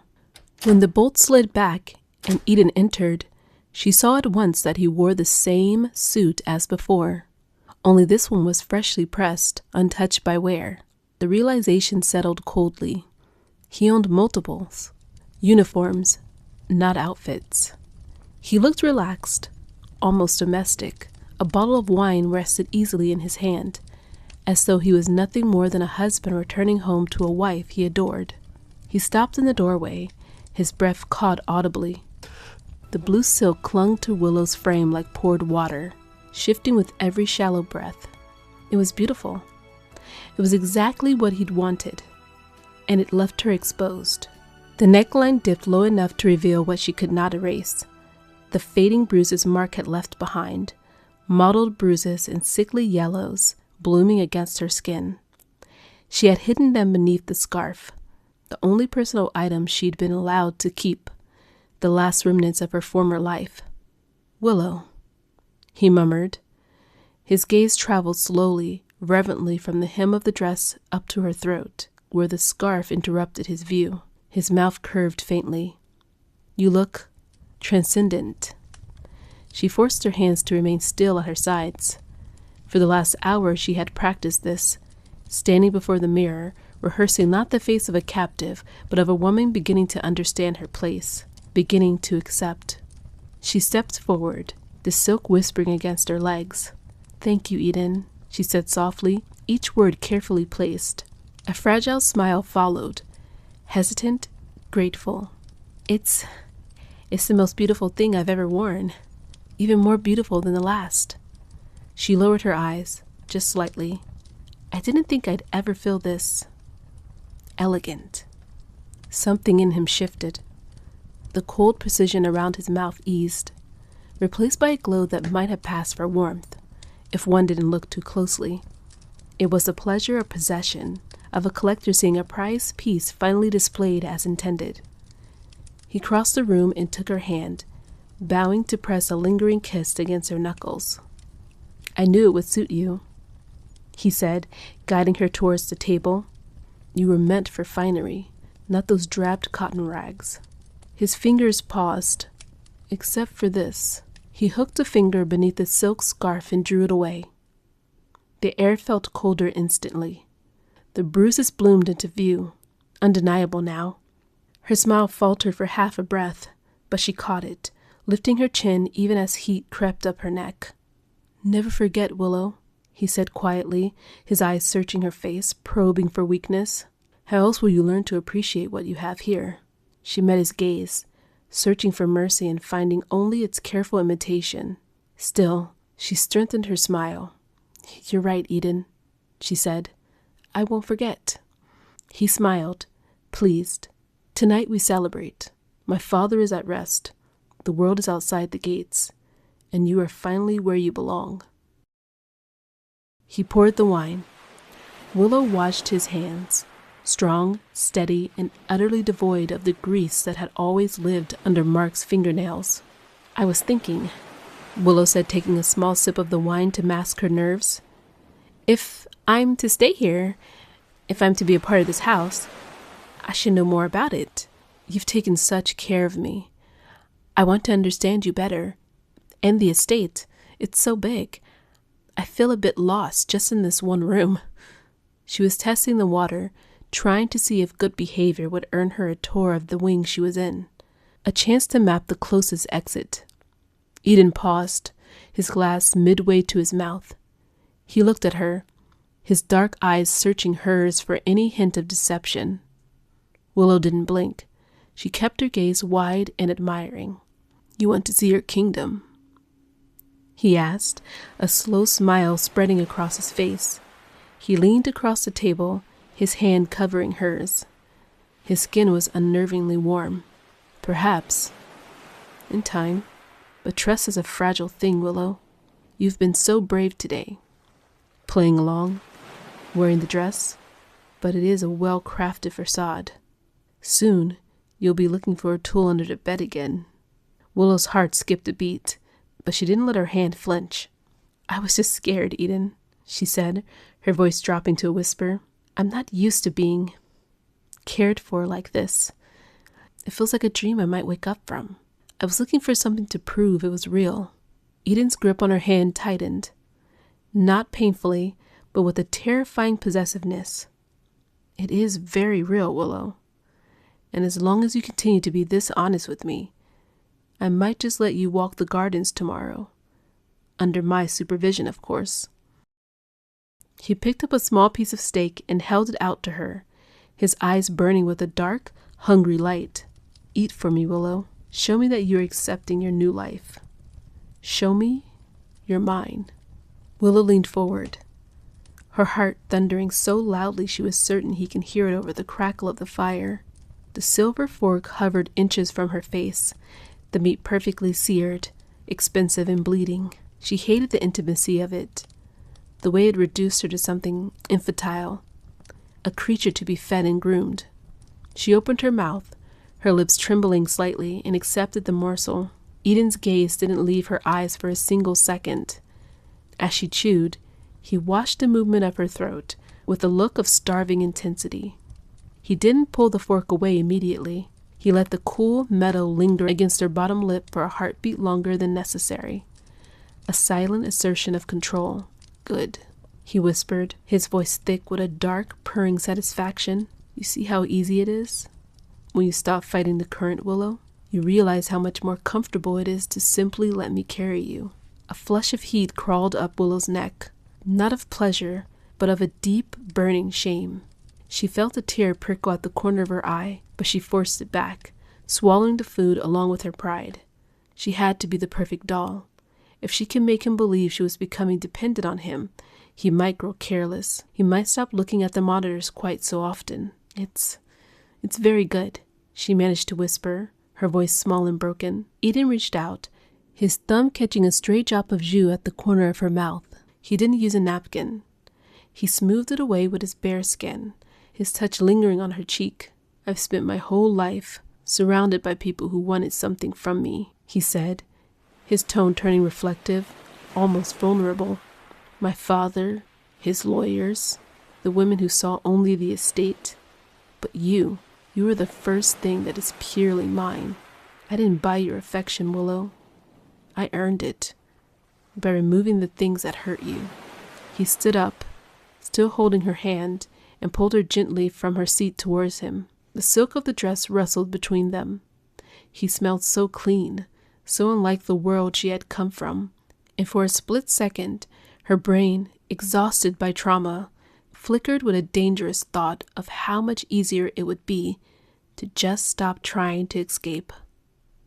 Tomorrow, he murmured, pressing his forehead against hers, we will walk the gardens. You need the sun, and I need to see you in the light, without those cameras between us. He tilted her chin up, his eyes searching hers. Tell me you want to be here, Willow. Just once. Let me hear the words. Willow's breath hitched. The request was a trap, a verbal shackle he was asking her to snap onto her own wrists. If she said it, she feared the lie would stain her soul. If she refused, the fragile piece of the dinner would shatter. She lowered her eyelashes, letting them cast soft shadows against her cheeks, and leaned her head slightly into his hand, a gesture of feigned vulnerability. It's all so much, Eden, she whispered, her voice airy and hesitant, everything happening so fast. One moment I was in that gloomy trailer, and the next, I'm wearing silk and drinking wine with you. She moved her hand to attentively touch the sleeve of his jacket, her fingers grazing the expensive material. I don't know if I have the words yet, she continued, looking up at him with wide, watery eyes that looked like shimmering glass in the candlelight. Can you blame me for being overwhelmed? You've changed my entire world in 24 hours. I'm still trying to catch my breath. Eden's eyes searched hers, his thumb tracing the line of her jaw with a slow, rhythmic pressure that felt like a countdown. For a moment, his expression flickered, a flash of the cold, impatient predator beneath the gentleman. But then he saw the tears she had finally allowed to spill over her lower lid. It was a perfect performance. He let out a long, slow exhale, his posture relaxing.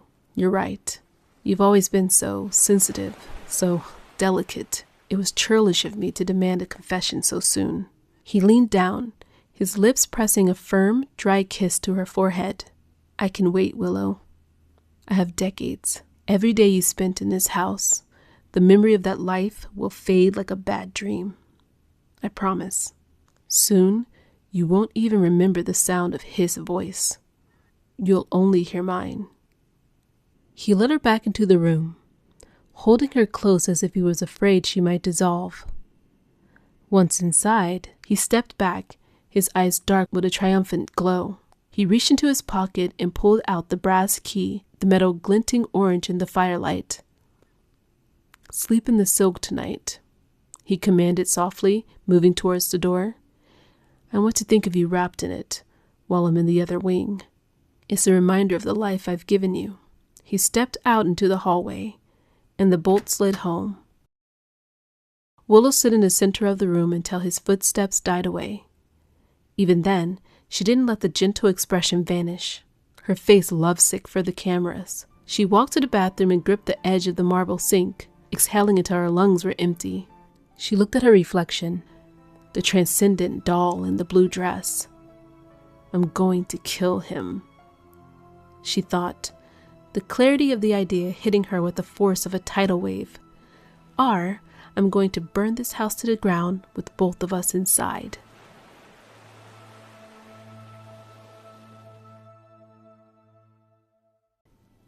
It would be so easy, wouldn't it, Willow?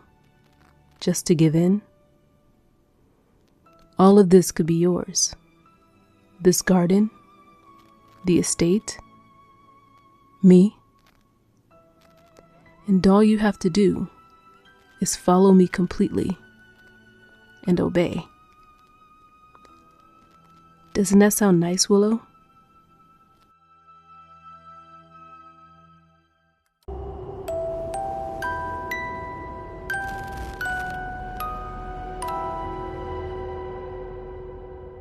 The next day, she wore the yellow dress he had requested over the speakers that morning. The command had come casually, almost gently. Yellow today. As if he were choosing flowers for a room rather than clothing for a captive. The dress was open at the neck, backless, the silk liquid against her skin.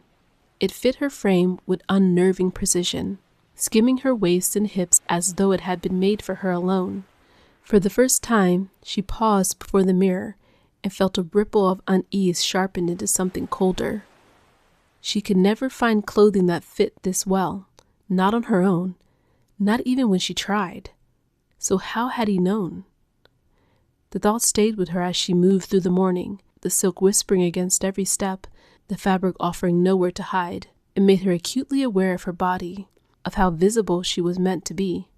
True to routine, Eden arrived with breakfast. He set the tray down with the same careful economy of movement, as if every gesture had been practiced.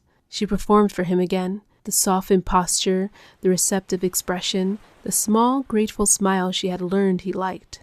She lifted her fork and ate the poached egg. Its texture turned her stomach. She was certain now that she hated it. She ate it anyways. She swallowed praise along with each bite, nodded when he watched her chew, let him see her comply. Hunger was no longer just physical. It had become instructional. By noon, when he came to fetch her, he didn't simply open the door of her luxurious prison. He stepped aside and presented the outside world to her. Sunlight spilling in, air moving freely as if it were a gift he had fashioned himself. As though the sky, the warmth, the very idea of elsewhere existed only because he allowed it to. As if he had created the sun and now generously was letting her feel it. The air is perfect today, Willow, he said, offering his arm. She smiled before she took it, not because she felt it, but because she knew was expected. The weather had changed since the day he brought her here. She remembered that day with unnerving clarity. Cold rain slicking the road, the sky low and colorless. Eden's umbrella as he guided her into the SUV. The mansion had loomed gray and distant then, the world outside hostile and unwelcoming according to him. Today, 3 long days later, the sun hung warm and generous overhead. A light breeze brushed against her bare arms, coaxing goosebumps rather than raising them.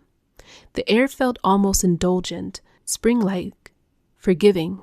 It was harder to associate danger with warmth, harder not to believe the lie her body wanted to tell her. She spent hours on the balcony by now, pacing beneath the open sky, so stepping outside didn't disorient her. The gravel path crunched softly beneath their steps as Eden led her away from the house. What unsettled her was how much more there was. From his father's bedroom window, the grounds had seemed orderly, contained, a pleasant view meant to soothe the dying man. Up close, the estate revealed itself in layers. The lawn stretched further than she realized, rolling and immaculate. Stone walls rose high along the perimeters, higher than they'd appeared from above, topped with wrought iron that curved inwards, elegant and unmistakable. The quiet wasn't natural. It was maintained. No birds, no distant traffic, just the soft sound of their footsteps and Eden's measured breathing beside her. She kept her posture relaxed, her expression open. She leaned into his arm just enough to suggest trust. Inside, her mind worked feverishly. Walls, 10 feet high at least.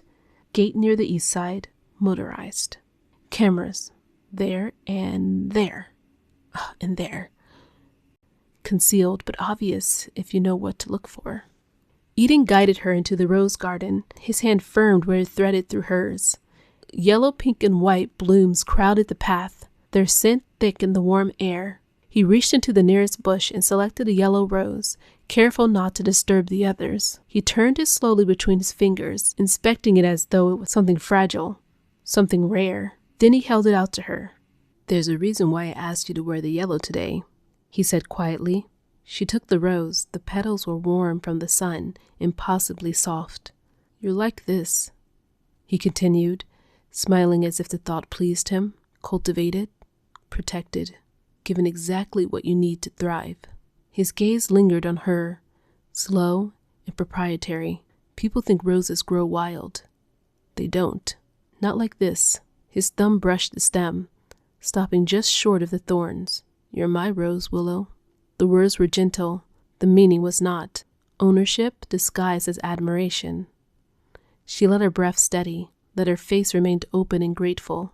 She told herself this was information, not affection. A glimpse into how he saw her. Static, rooted, dependent on his hand for survival. Something to be tended, not trusted. Something that could be clipped the moment it resisted. She lifted the rose to her nose, inhaled as if savoring it, and tucked the reaction away where he couldn't see it. Thorns drew blood, and roses, if left alone long enough, could grow wild. She studied the rose as they continued on. These were the same ones she had watched from his father's bedside, the ones she'd hoped the old man might see again if he lived long enough. She hadn't known then how far the garden extended, how the path curved and doubled back on itself, how easy it could be to get lost if you didn't know where you were going. Eden spoke as they walked, his voice calm and instructive, explaining soil treatments and pruning schedules, the patience required to make beauty behave. Willow nodded at the right moments, murmured appreciation when expected. She wasn't listening. "You're very quiet today," he said at last, stopping beside a marble fountain shaped like a weeping nymph. Water slipped endlessly from the statue's eyes, catching the sunlight as it fell. He turned towards her, adjusting the wide-brimmed sun hat he had insisted she wear, his fingers brushing her temple. "Are you enjoying the air?" She lifted her face to the sun, letting the warmth touch her skin, letting him see her do it. "It's beautiful, Eden," she said softly, true enough. Then with a small, careful smile, It feels so different from the day you brought me here. His gaze sharpened, just slightly. I never realized, she added, glancing around as if in wonder, how much of the garden I'd never seen before. Her eyes kept moving even as she smiled, counting, measuring, remembering. Eden's smile didn't falter. Then she saw it. Beyond the formal symmetry of the gardens, past the obedient hedges and clipped paths, something broke the pattern. Near the dense line of trees where the property gave way to cliffs and sea stood a small stone potting shed, old enough to be built before aesthetic mattered. Its roof sagged slightly. Moss crept up the mortar. Propped against its side was a heavy wooden lantern, weather-darkened and worn smooth by years of use. At its base lay a scatter of gardening debris, burlap sacks, overturned pots, dead vines pulled and forgotten. And there, half hidden among them, a long pair of head shears rested at the hinge, their blades dulled but unmistakably solid. Her pulse kicked, but it was the wall that held her. Just beyond the shed, the stone parameters faltered. A massive oak tree had grown too close, its roots forcing their way beneath the masonry, pushing and prying until the wall had buckled and cracked. Stones had shifted out of alignment, creating a jagged, uneven rise. Crude footholds climbing towards the top. Not elegant, not safe, possible, and most importantly, hidden from the main house by the angle of the shed. Her breath stayed steady. Her face did not change. "What's over there?" she asked lightly, lifting her hand to gesture towards the trees, as if the question were nothing more than idle curiosity. Her heart hammered against her ribs.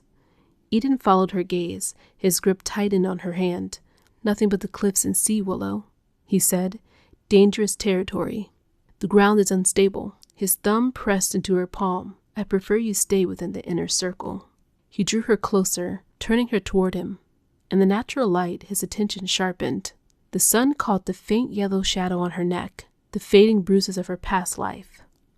"You see how much better you look out here?" he murmured, his thumb tracing her cheekbones, slow and reverent.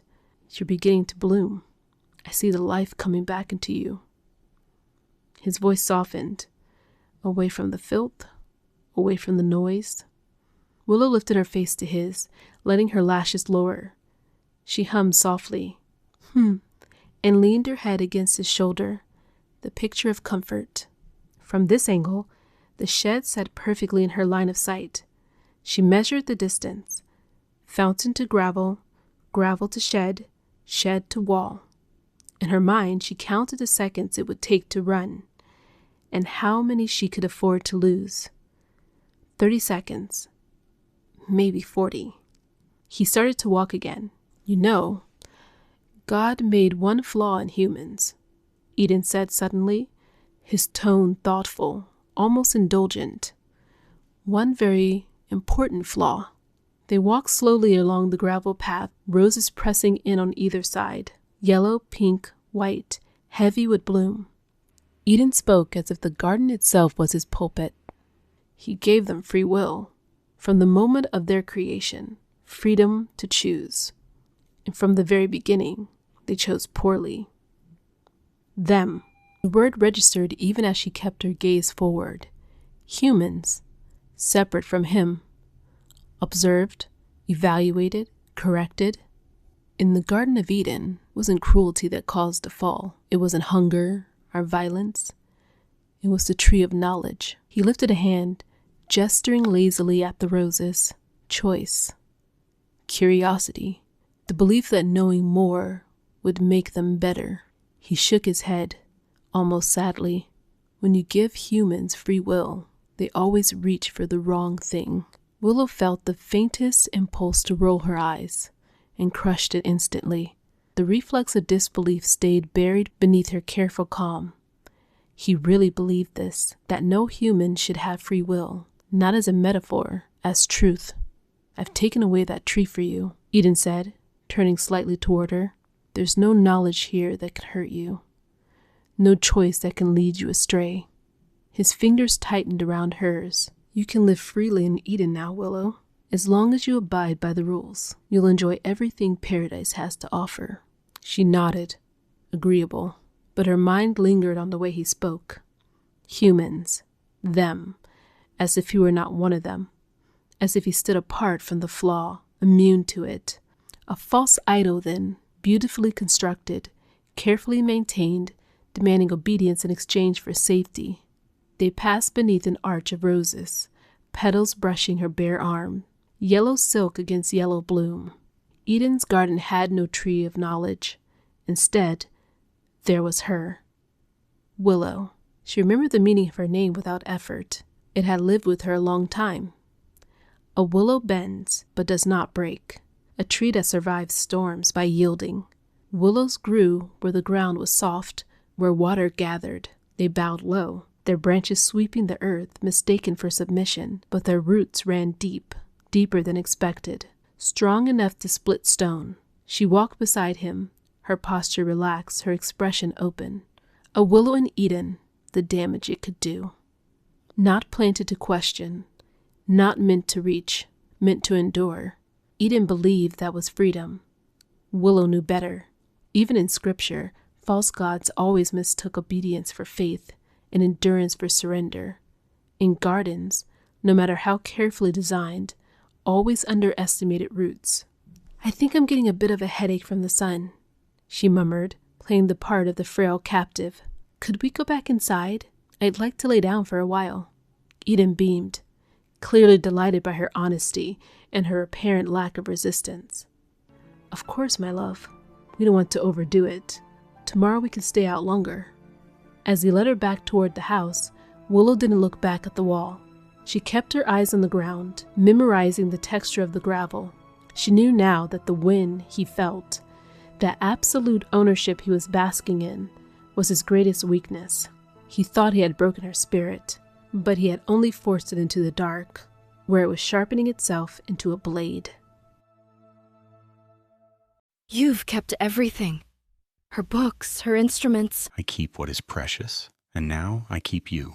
In that moment, Willow realized her escape would be harder than she thought. She wasn't just fighting a kidnapper. She was fighting a man who had built a religion around her.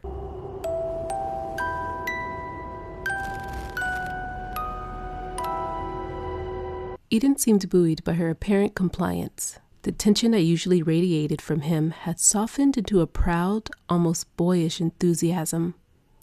Instead of returning her directly to her room, he paused at the heavy oak doors of the master wing. "You said you wanted to understand this house, Willow, and I've realized that keeping you in one room, no matter how beautiful, is perhaps a disservice to your intellect. Come, let me show you where I grew up." He led her through the labyrinthine corridors, where gilt-framed portraits of stern-faced ancestors tracked their movements with painted eyes. The estate was a museum of cold, expensive things. Venetian mirrors that reflected nothing warm, Persian rugs too pristine to have known footsteps, porcelain figurines frozen mid-dance. As they reached the third floor, the decor shifted abruptly. Heavy damask and polished mahogany surrendered to white-painted walls and bleached oak floors that gleamed under skylights cut into the ceiling. "This was my mother's wing," Eden explained, his pace slowing, fingers trailing along the walls as if touching a memory. "She was delicate. My father kept her here, in a way not unlike how I keep you. But he did it out of shame. I do it out of devotion." He opened the door to a room that took Willow's breath away. It wasn't a bedroom. It was a private infirmary, but it was the most beautiful medical space she had ever seen. The walls were lined with antique botanical prints and copper frames, each plant labeled in faded calligraphy with both its common and Latin name. The equipment, though old, was polished to a mirror shine. Glass cabinets of silver instruments, their handles inlaid with mother of pearl, a brass microscope that caught the light like a treasure, an examination table draped in cream-colored linen so fine it was nearly translucent. In the center of the room sat a cherry wood desk, its surface covered in leather-bound journals, the color of dried blood, their spines cracked from use. Willow walked toward it, her nurse's instincts drawing her to the familiar. She opened a journal and found page after page of meticulous hand-drawn anatomical diagrams, not cold and sterile, but rendered with a startling artistic beauty. Veins and arteries bloomed like delicate vines across the page, muscles layered like petals, each fiber distinct and alive. Willow traced the ink of a perfectly rendered human heart, its ventricles and artery drawn with precision of someone who had once held one. She was a doctor, She whispered, the realization settling over her like a chill. The word institutional syndrome flashed in her memory, buried in his father's patient files, a diagnosis that told the end, but nothing of her beginning. She was a surgeon. Eden corrected, standing behind her, his breath warm against her hair. She taught me that the body is a machine, but the soul is the electricity that runs it. She used to say that to truly love someone, you had to understand every nerve, every vessel, every secret they kept beneath their skin. Willow looked at the notes. They weren't just medical. They were filled with observations about human nature, empathy, and the burden of care. She saw a margin note in a delicate script. To heal is to hold someone's life in your hands and refuse to let it break. It was a sentiment Willow had written in her own diary during her first year of nursing school. She felt a strange, sickening jolt of recognition. She looked at Eden, the man who had stalked her, imprisoned her, and likely ruined her life, and for the first time, she saw the source of his madness. He wasn't just a monster. He was a man who had been raised to believe that care and control were the same thing. He had inherited his mother's clinical obsession and his father's possessive cruelty. We aren't so different, you and I. Eden murmured, misinterpreting her silence as a connection. He placed his hands over hers on the journal. We both see the fragility of people, Willow. We both want to fix what is broken. I saw that in you the first day you arrived to care for my father.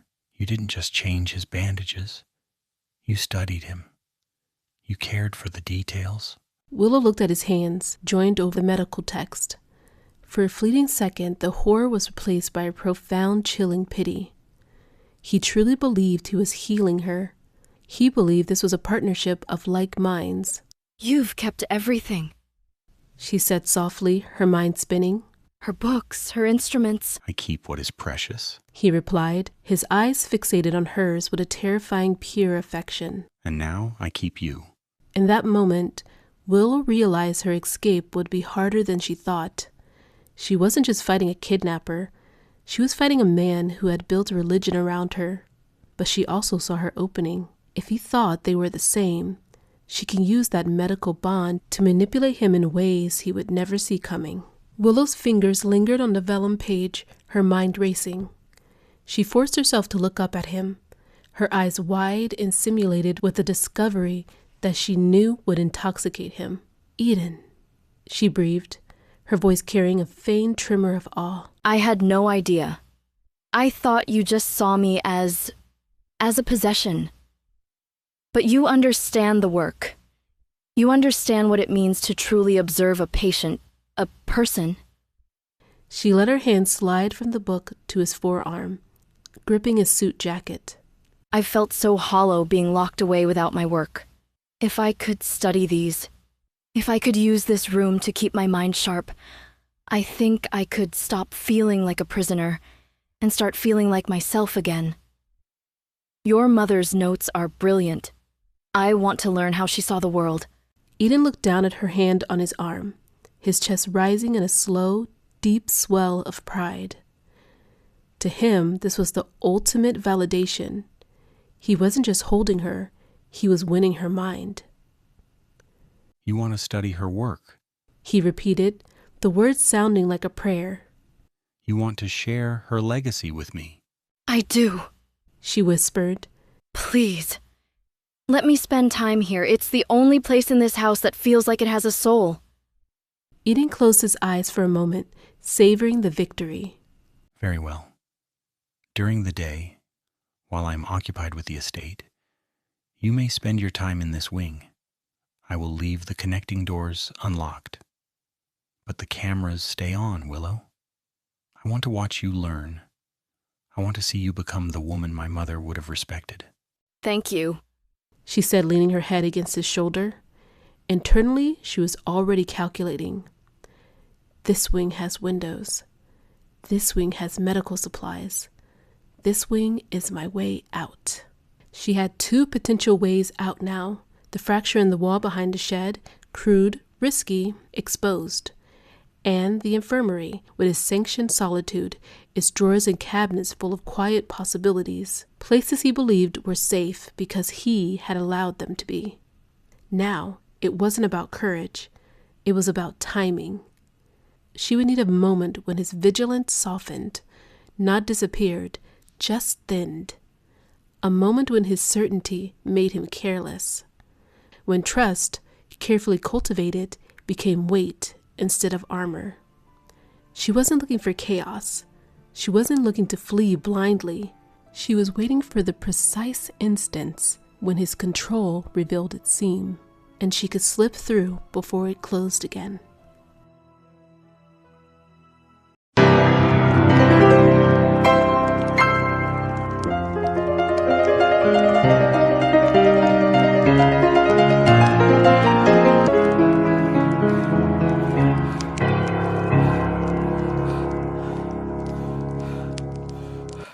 Do you hear it, Willow? The way the notes have to struggle to find the harmony? That's us. That's what we're doing. We're finding the harmony in the chaos. Oh no. He's crazy. This is going to be harder than I thought.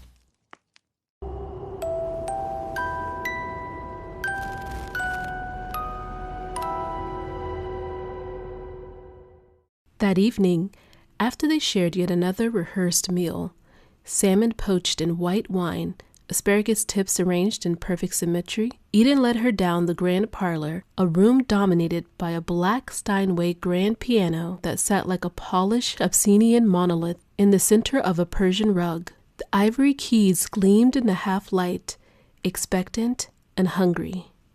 The room was lit only by the crackling fireplace and 2 tall silver candelabras, whose flames danced and cast elongated shadows across the walnut-paneled walls.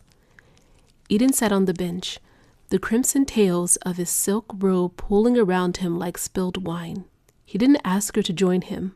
He gestured one long fingered hand to a burgundy velvet chaise lounge nearby, positioned at a precise 45-degree angle so he could see her perfectly while he played, her face illuminated by the golden glow of firelight. My mother used to say that music was just surgery for the spirit. He said, his long fingers hovering over the keys. It finds the jagged edges and smooths them down. He began to play, his fingers crashing down on the keys with a violence that startled her. It wasn't Debussy or Chopin, nothing soft or romantic, but Rachmaninoff, Prelude, in C-sharp minor, its opening notes like funeral bells. Each note thundered through the room like approaching storm clouds, the low bass notes vibrating the floorboards beneath her feet. Eden's shoulders hunched forward, then arched back with each crescendo, his head tilting at unnatural angles as though possessed by the music itself. His knuckles whitened, then flushed red as he attacked the keys, never fumbling, never hesitating, technical perfection carved from obsessive practice. Throughout it all, his eyes remained fixed on Willow, unblinking and glassy, as if the music were merely a vehicle to deliver some unspoken message directly into her soul, as if her reaction were another instrument he was determined to master. Willow sat on the chaise, her hands folded in her lap. To anyone else, it was a scene of high society romance. But as the minor chords echoed through the vaulted ceilings, Willow felt the weight of her reality. He was playing at her, using the music to weave a web of sound that felt just as restrictive as the iron bars on her windows.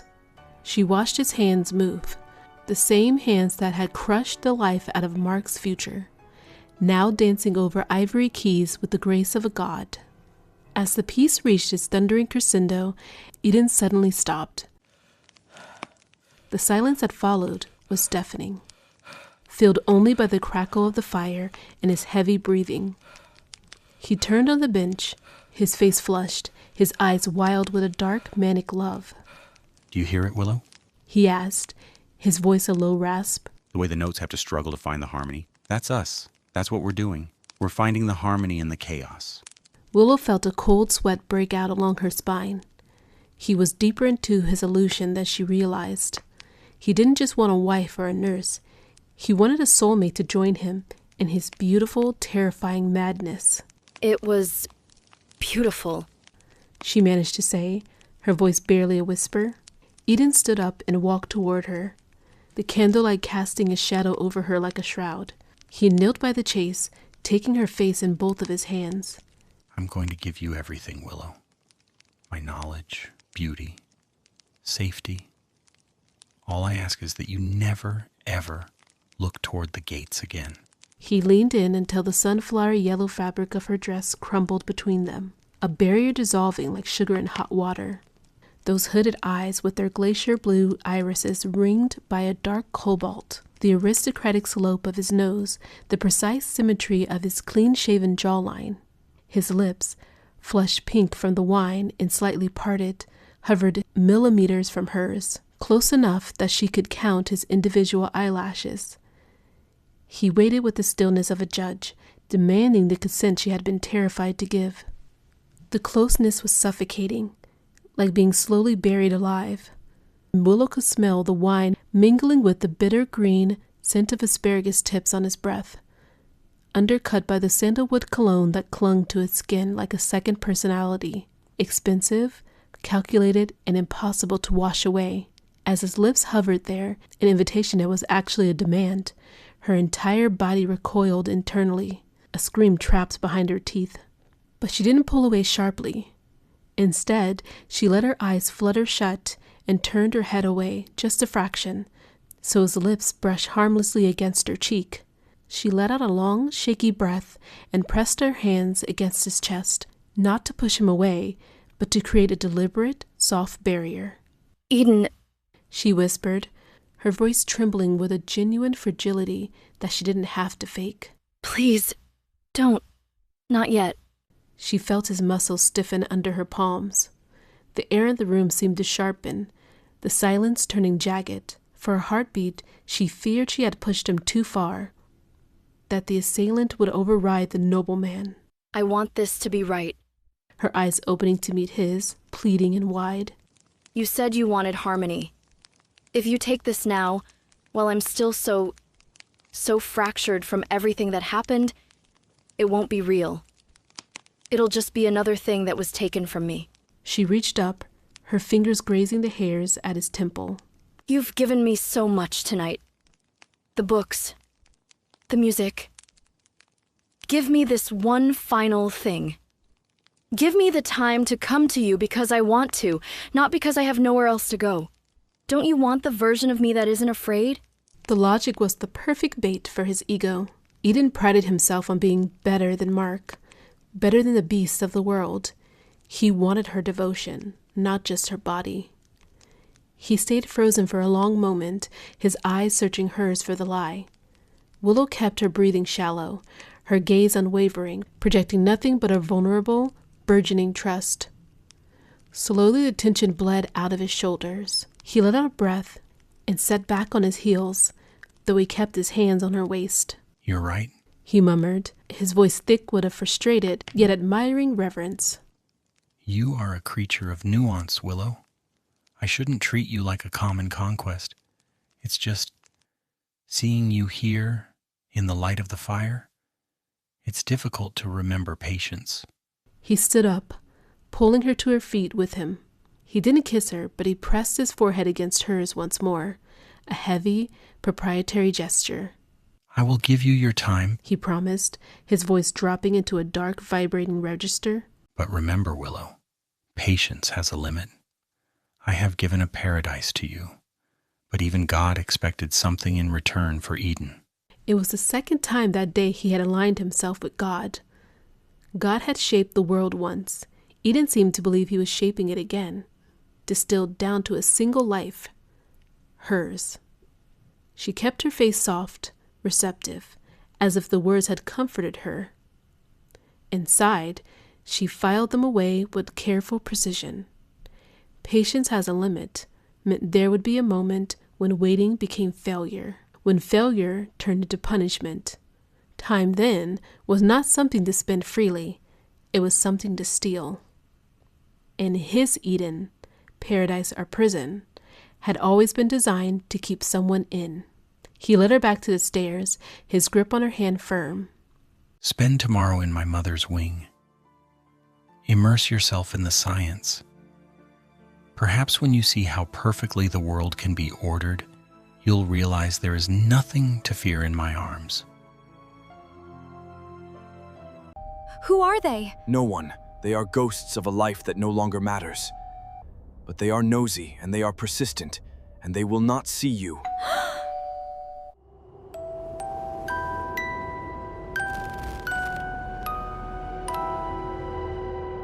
Willow was true to her word. The moment the bolt slid back at dawn, she dressed in the powder pink silk maxi dress he had requested. High-necked, balloon-sleeved, modest to the point of reverence. The fabric flowed down her slight frame, turning her into something curated and deliberate, doll-like. But it gave her something more important than beauty. It hid the bruises completely.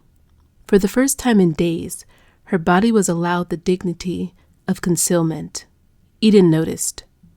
He led her towards the third-floor infirmary with his gaze fixed on her the entire way, his attention almost tactile.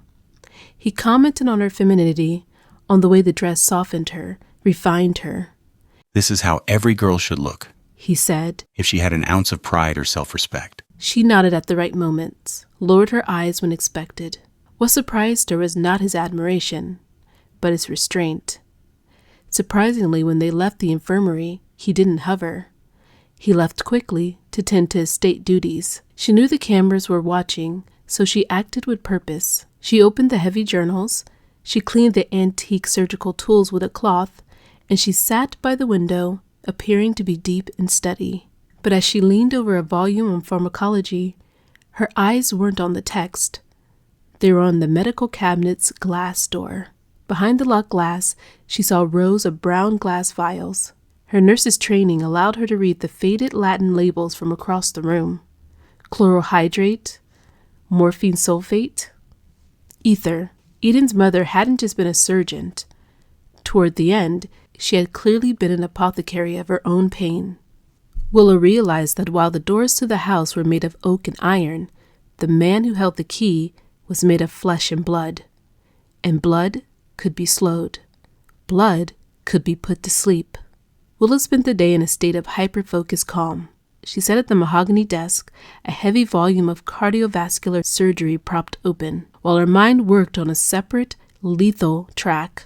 She noticed that the glass of the medical cabinet was old, weary, and thin. The lock was a simple wafer tumbler, something a steady hair clip or a thin metal spatula could potentially bypass. She forced herself to stay immersed in the books, and to her surprise, she found the prose of Eden's mother captivating.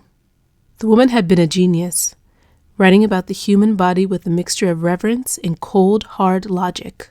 Willow found herself underlining passages, genuinely lost in the complex medical puzzle, for a moment forgetting the cameras. The piece was shattered at 4 p.m. The doors to the infirmary didn't just open, they hit the wall with a violent crack. Willow jumped, her heart leaping into her throat. Eden stood in the doorway, but the gentleman was gone. His face was a mask of rigid, pale tension. His jaw set so hard the muscles jumped. He didn't look at the books, or the progress she had made. He looked past her, towards the window that faced the long, winding driveway of the estate. Eden? What's wrong? Willow asked, standing up and closing the book. He didn't answer. He crossed the room in 3 long, controlled strides. He grabbed her upper arm, not with the gentle possessiveness of the night before, but with a bruising, frantic strength. We're going. Now! He hissed, his voice low and jagged. You're hurting me, she whispered, but he didn't seem to hear her. He hauled her out of the infirmary and down the servants' staircase, avoiding the main hall. Through the narrow window of the stairwell, Willow caught a glimpse of movement. 2 sleek black cars were pulling up to the front portico. Men in expensive suits were stepping out. Lawyers, perhaps, or business associates of his late father. Who are they? She panted, struggling to keep up with his long, angry strides. No one. Eden snapped, his eyes darting towards the front of the house as the doorbell echoed through the mansion. a sound that felt like a bridge to the outside world. They are ghosts of a life that no longer matters, but they are nosy and they are persistent, and they will not see you. He practically threw her into the master suite, his breathing ragged. He stood in the doorway for a moment, his eyes scanning her, the pink dress, her blonde hair, as if making sure she was still a solid object, and not a vapor that could leak through the marble floors. You stay here, He commanded, pointing a finger at her. The mask of the perfect lover had slipped, revealing the terrified, controlling child underneath. You do not move from this room. You do not make a sound. If I hear so, much as a door creak, I will ensure you never see the sun again. Do you understand me, Willow? The raw threat in his voice was chilling. This was the man who had ruined Mark. This was the man who had let his father's body go cold while he planned her captivity. I understand, She whispered, backing away from him. He slammed the door, and the bolt slid home with a violent force. Through the heavy wood, she heard him sprinting back towards the foyer, his voice shifting instantly back into a polished, welcoming baritone as he greeted his guest. Willow stood in the center of the room, her arm throbbing where he had grabbed her. There were people in the house. There were witnesses. People who knew he lived here. People who could save her. She looked at the window, then at the camera in the corner. She knew she could scream. For the first time, Eden's attention was divided. Would they hear me and come running? Or would my scream only join his collection, captured, replayed, and used to justify the punishment he'd promised? The silence of the suite was absolute, save for the muffled, rhythmic thud of Willow's own heart. Downstairs, she could hear the faint vibration of men's voices, the low hum of business, the clinking of crystal, the mundane sounds of a world she used to belong to. She stood frozen by the bed. Her nursing instinct told her to move, to signal, to use this window of distraction. But an older, more deeply rooted instinct took over, the one forged in the cramped trailer with Mark and from the houses of her childhood, where voices were raised like weapons, and silence was the only shield that ever worked. Don't draw attention. Don't escalate. Don't give them something to react to. She knew this version of Eden. She had recognized it the moment his tone shifted, the velvet peeled back to reveal the glass beneath. This was not a man to interrupt. This was a man to endure. So she didn't scream. She didn't yell from the balcony, or test the glass, or pace the room like a trapped animal. Those were mistakes made by people who believed rescue was immediate, inevitable. Instead, she shrank. It wasn't conscious. Her body simply remembered what to do. Her shoulders curved inward. Her breathing thinned. She sat on the edge of the bed, with her hands folded tight in her lap, and fixed her gaze on a single knot in the rug. Be small. Be still. Be forgettable. She learned that skill young, sitting on the floor while adults shouted above her, counting the cracks in the linoleum, learning how to disappear without leaving the room. Silence had never meant surrender. It had meant waiting out the storm. Time lost its shape. The light shifted slowly, almost kindly. The sun sank, drawing long shadows across the floor until the room settled in an indigo dusk. She didn't move. Not when her legs cramped, not when her mouth went dry, not when her thoughts began to blur at the edges. Stillness had kept her alive before. She trusted it now. Finally, the sound of the car engines drifted up through the room. The guests were leaving.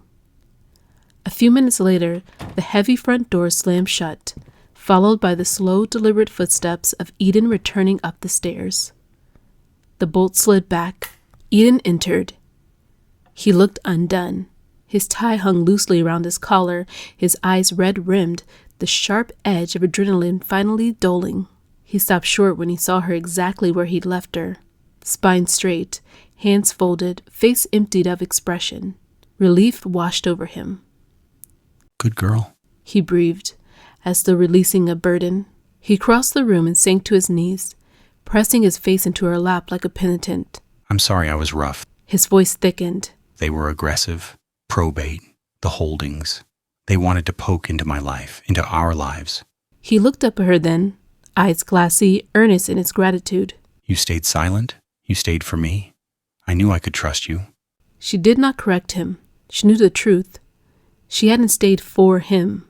She stayed because she'd learned, long before Eden, that silence could be the difference between surviving and not.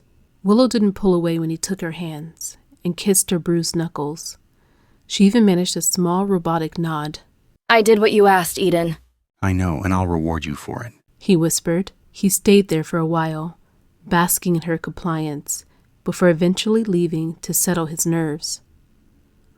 The moment the doors locked again, the mask shattered. Willow didn't cry. Instead, she walked to the bathroom and scrubbed her hands until the skin was raw.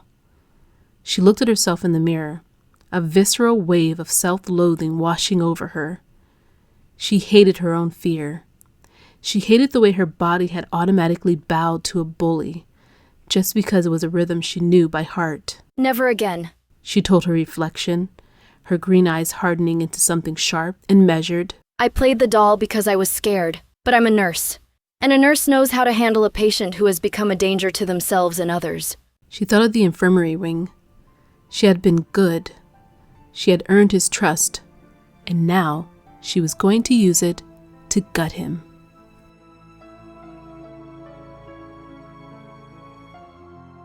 I forgot the vintage. It's in the cellar.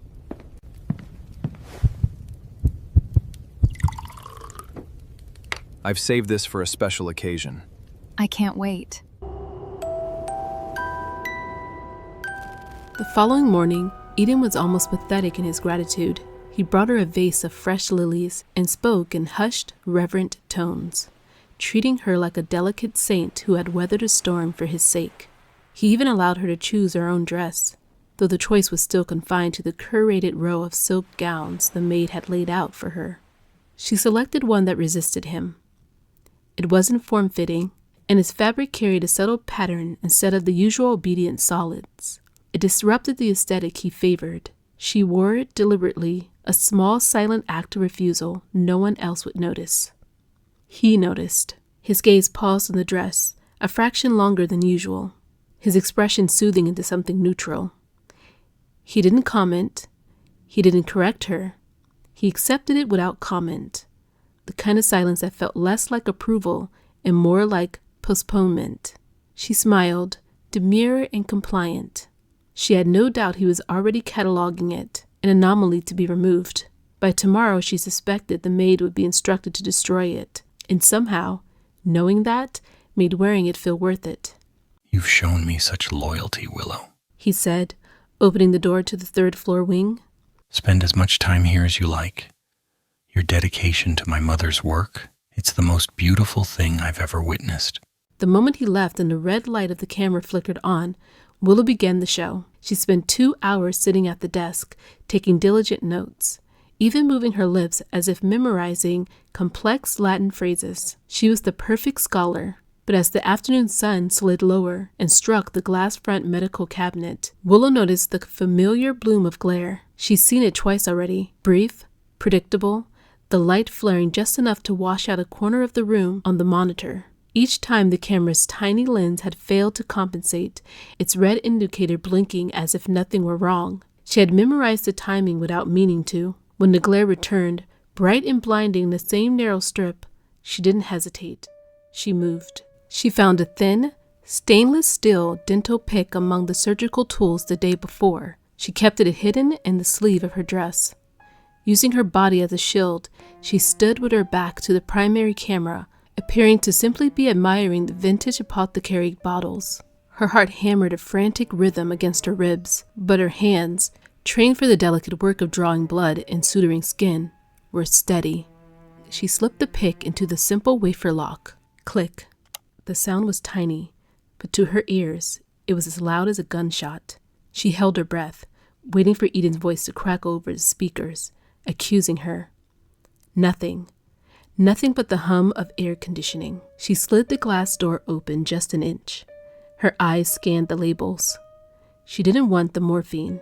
It was too controlled, and the side effects were unpredictable. She needed something that would act fast and deep.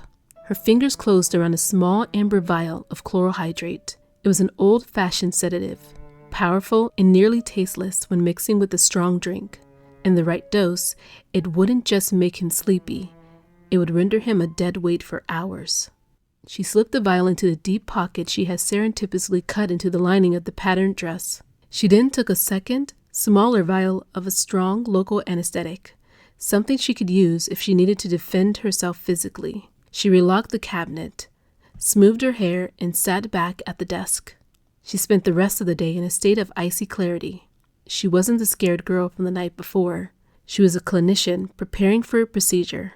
When Eden arrived that evening to take her to dinner, he found her smiling, a soft, resigned smile that reached her eyes just enough to be dangerous. You look inspired, Willow, he said, charmed. I am, she replied, her hand brushing the heavy weight of the glass vial in her pocket. I think I'm finally starting to understand how everything in this house works.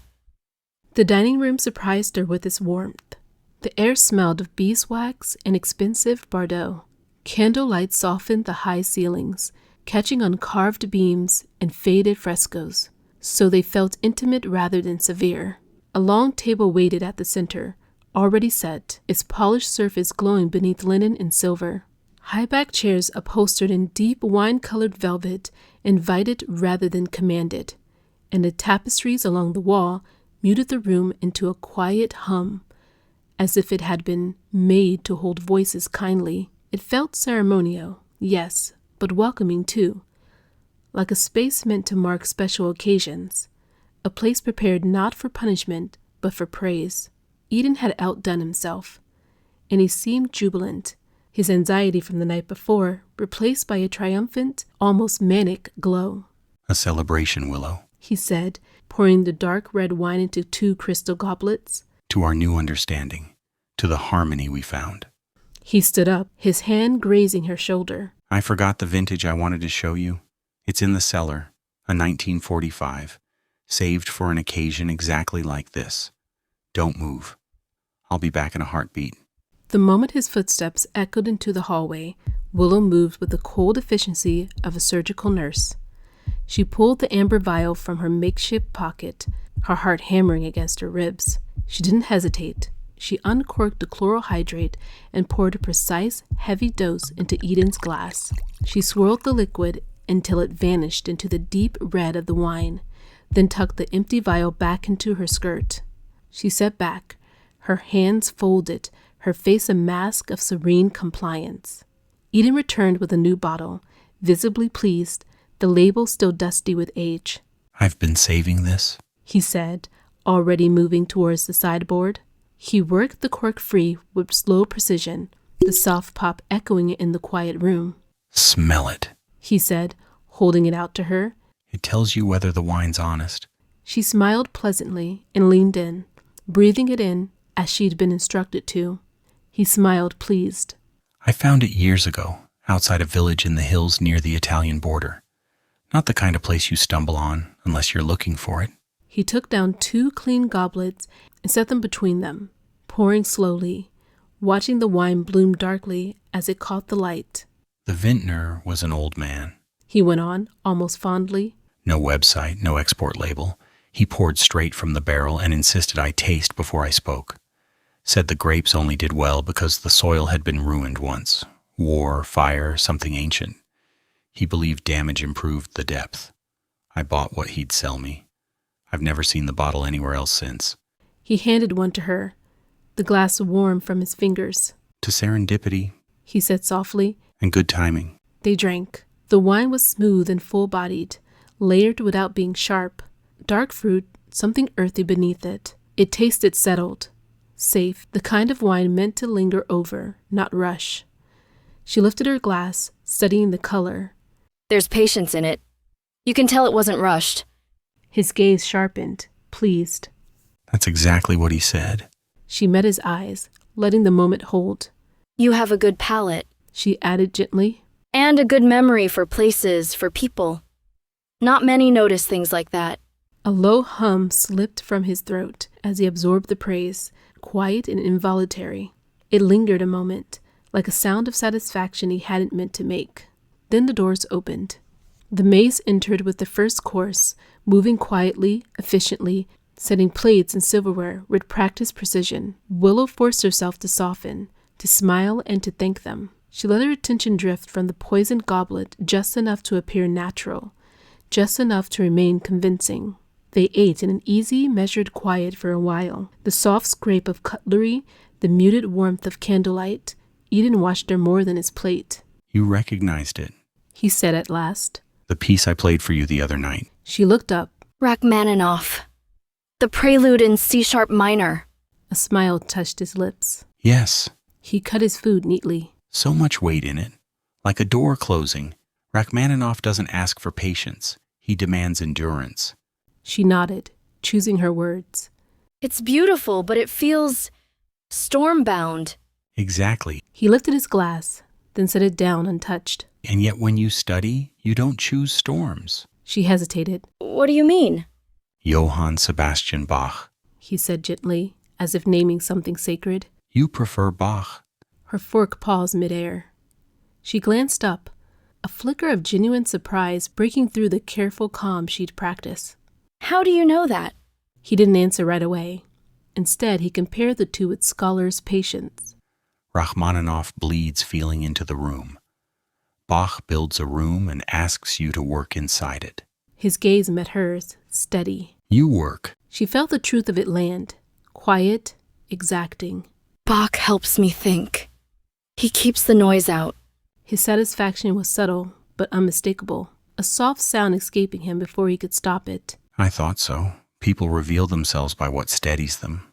She resumed eating, her pulse ticking faster now, aware that the music had never just been music to him, and that he had been listening far longer than she realized. She swallowed, then offered a small, careful smile. You sound very sure. I am, he said easily. People reach for what restores order when everything else is loud. And what do you reach for? She asked, keeping her tone light, curious, not probing. He considered that, the question landing with visible pleasure. Silence, he said at last. And repetition, patterns that hold. His eyes lifted to hers. They remind me the world can be arranged. She nodded, as if that made sense, as if it didn't send a thin thread of cold along her spine. Bach does that. He doesn't ask you to feel anything in particular. He just keeps going. A discipline, not a confession. She took another bite, buying time. It was what got me through school, she added, carefully honest. Long nights, charts, anatomy. You learn to think in measures. His gaze softened, intent. I imagined as much.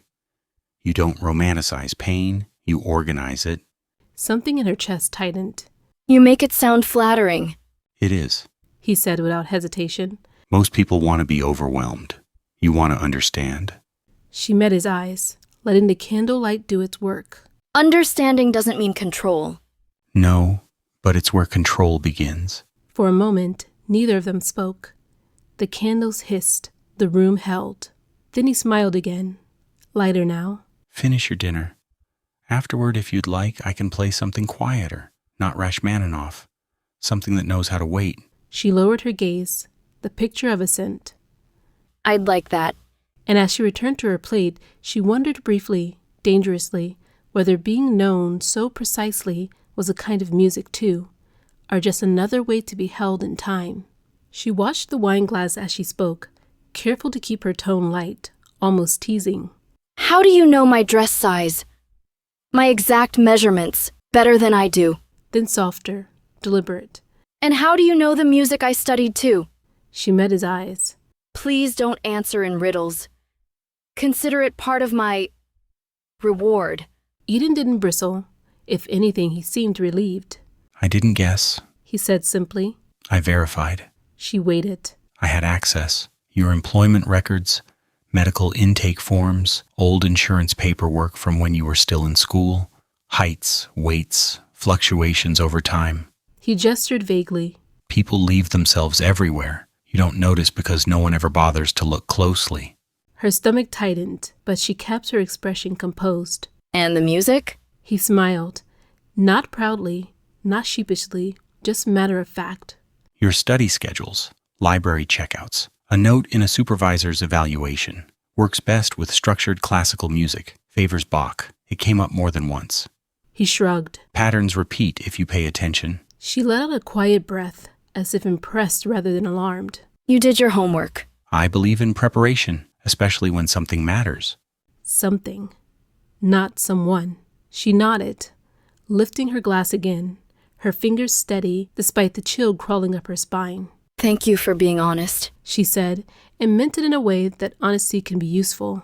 He raised his glass in response, pleased, and the wine, dark, patient, unnoticed, waited. She hesitated, then asked it anyways. What else do you know about me?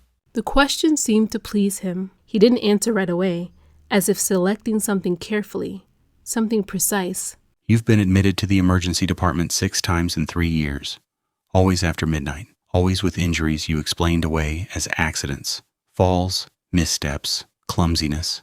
His voice remained calm. 3 different hospitals. Same charting language, same attending notes. Heat rushed to her face so fast it made her dizzy. She looked away, fixing her attention on the tablecloth, on the careful symmetry of the place settings. Shame prickled, sharp and irrational, as if she'd been caught doing something wrong rather than surviving. Her thoughts drifted to the night Eden had taken her, to Mark crumbling to the floor, drunk and furious, and to the certainty she'd carried with her afterward. He'd called the police once the shock wore off, once his anger cooled, once his pride recovered enough to admit she was gone. But the days passed. No knocks at the door, no questions shouted through hallways, no flashing lights cutting across the estate at night. Mark, she realized now, must never have reported her missing. He wouldn't have wanted to explain, wouldn't have wanted anyone looking too closely at the bruises he'd made her hide in plain sight. And the hospital, her hospital, had been silent too. No supervisors, no welfare check, no one sent to the home where she'd worked to ask why she'd vanished without a word. The world hadn't searched for her. It had simply adjusted. The silence wasn't an oversight. It was a confirmation of how easy it was for her to disappear. Eden leaned closer. Don't be embarrassed, he said gently. There will always be cruel men in the world. Men who take because they can. But I'm here now. She glanced up.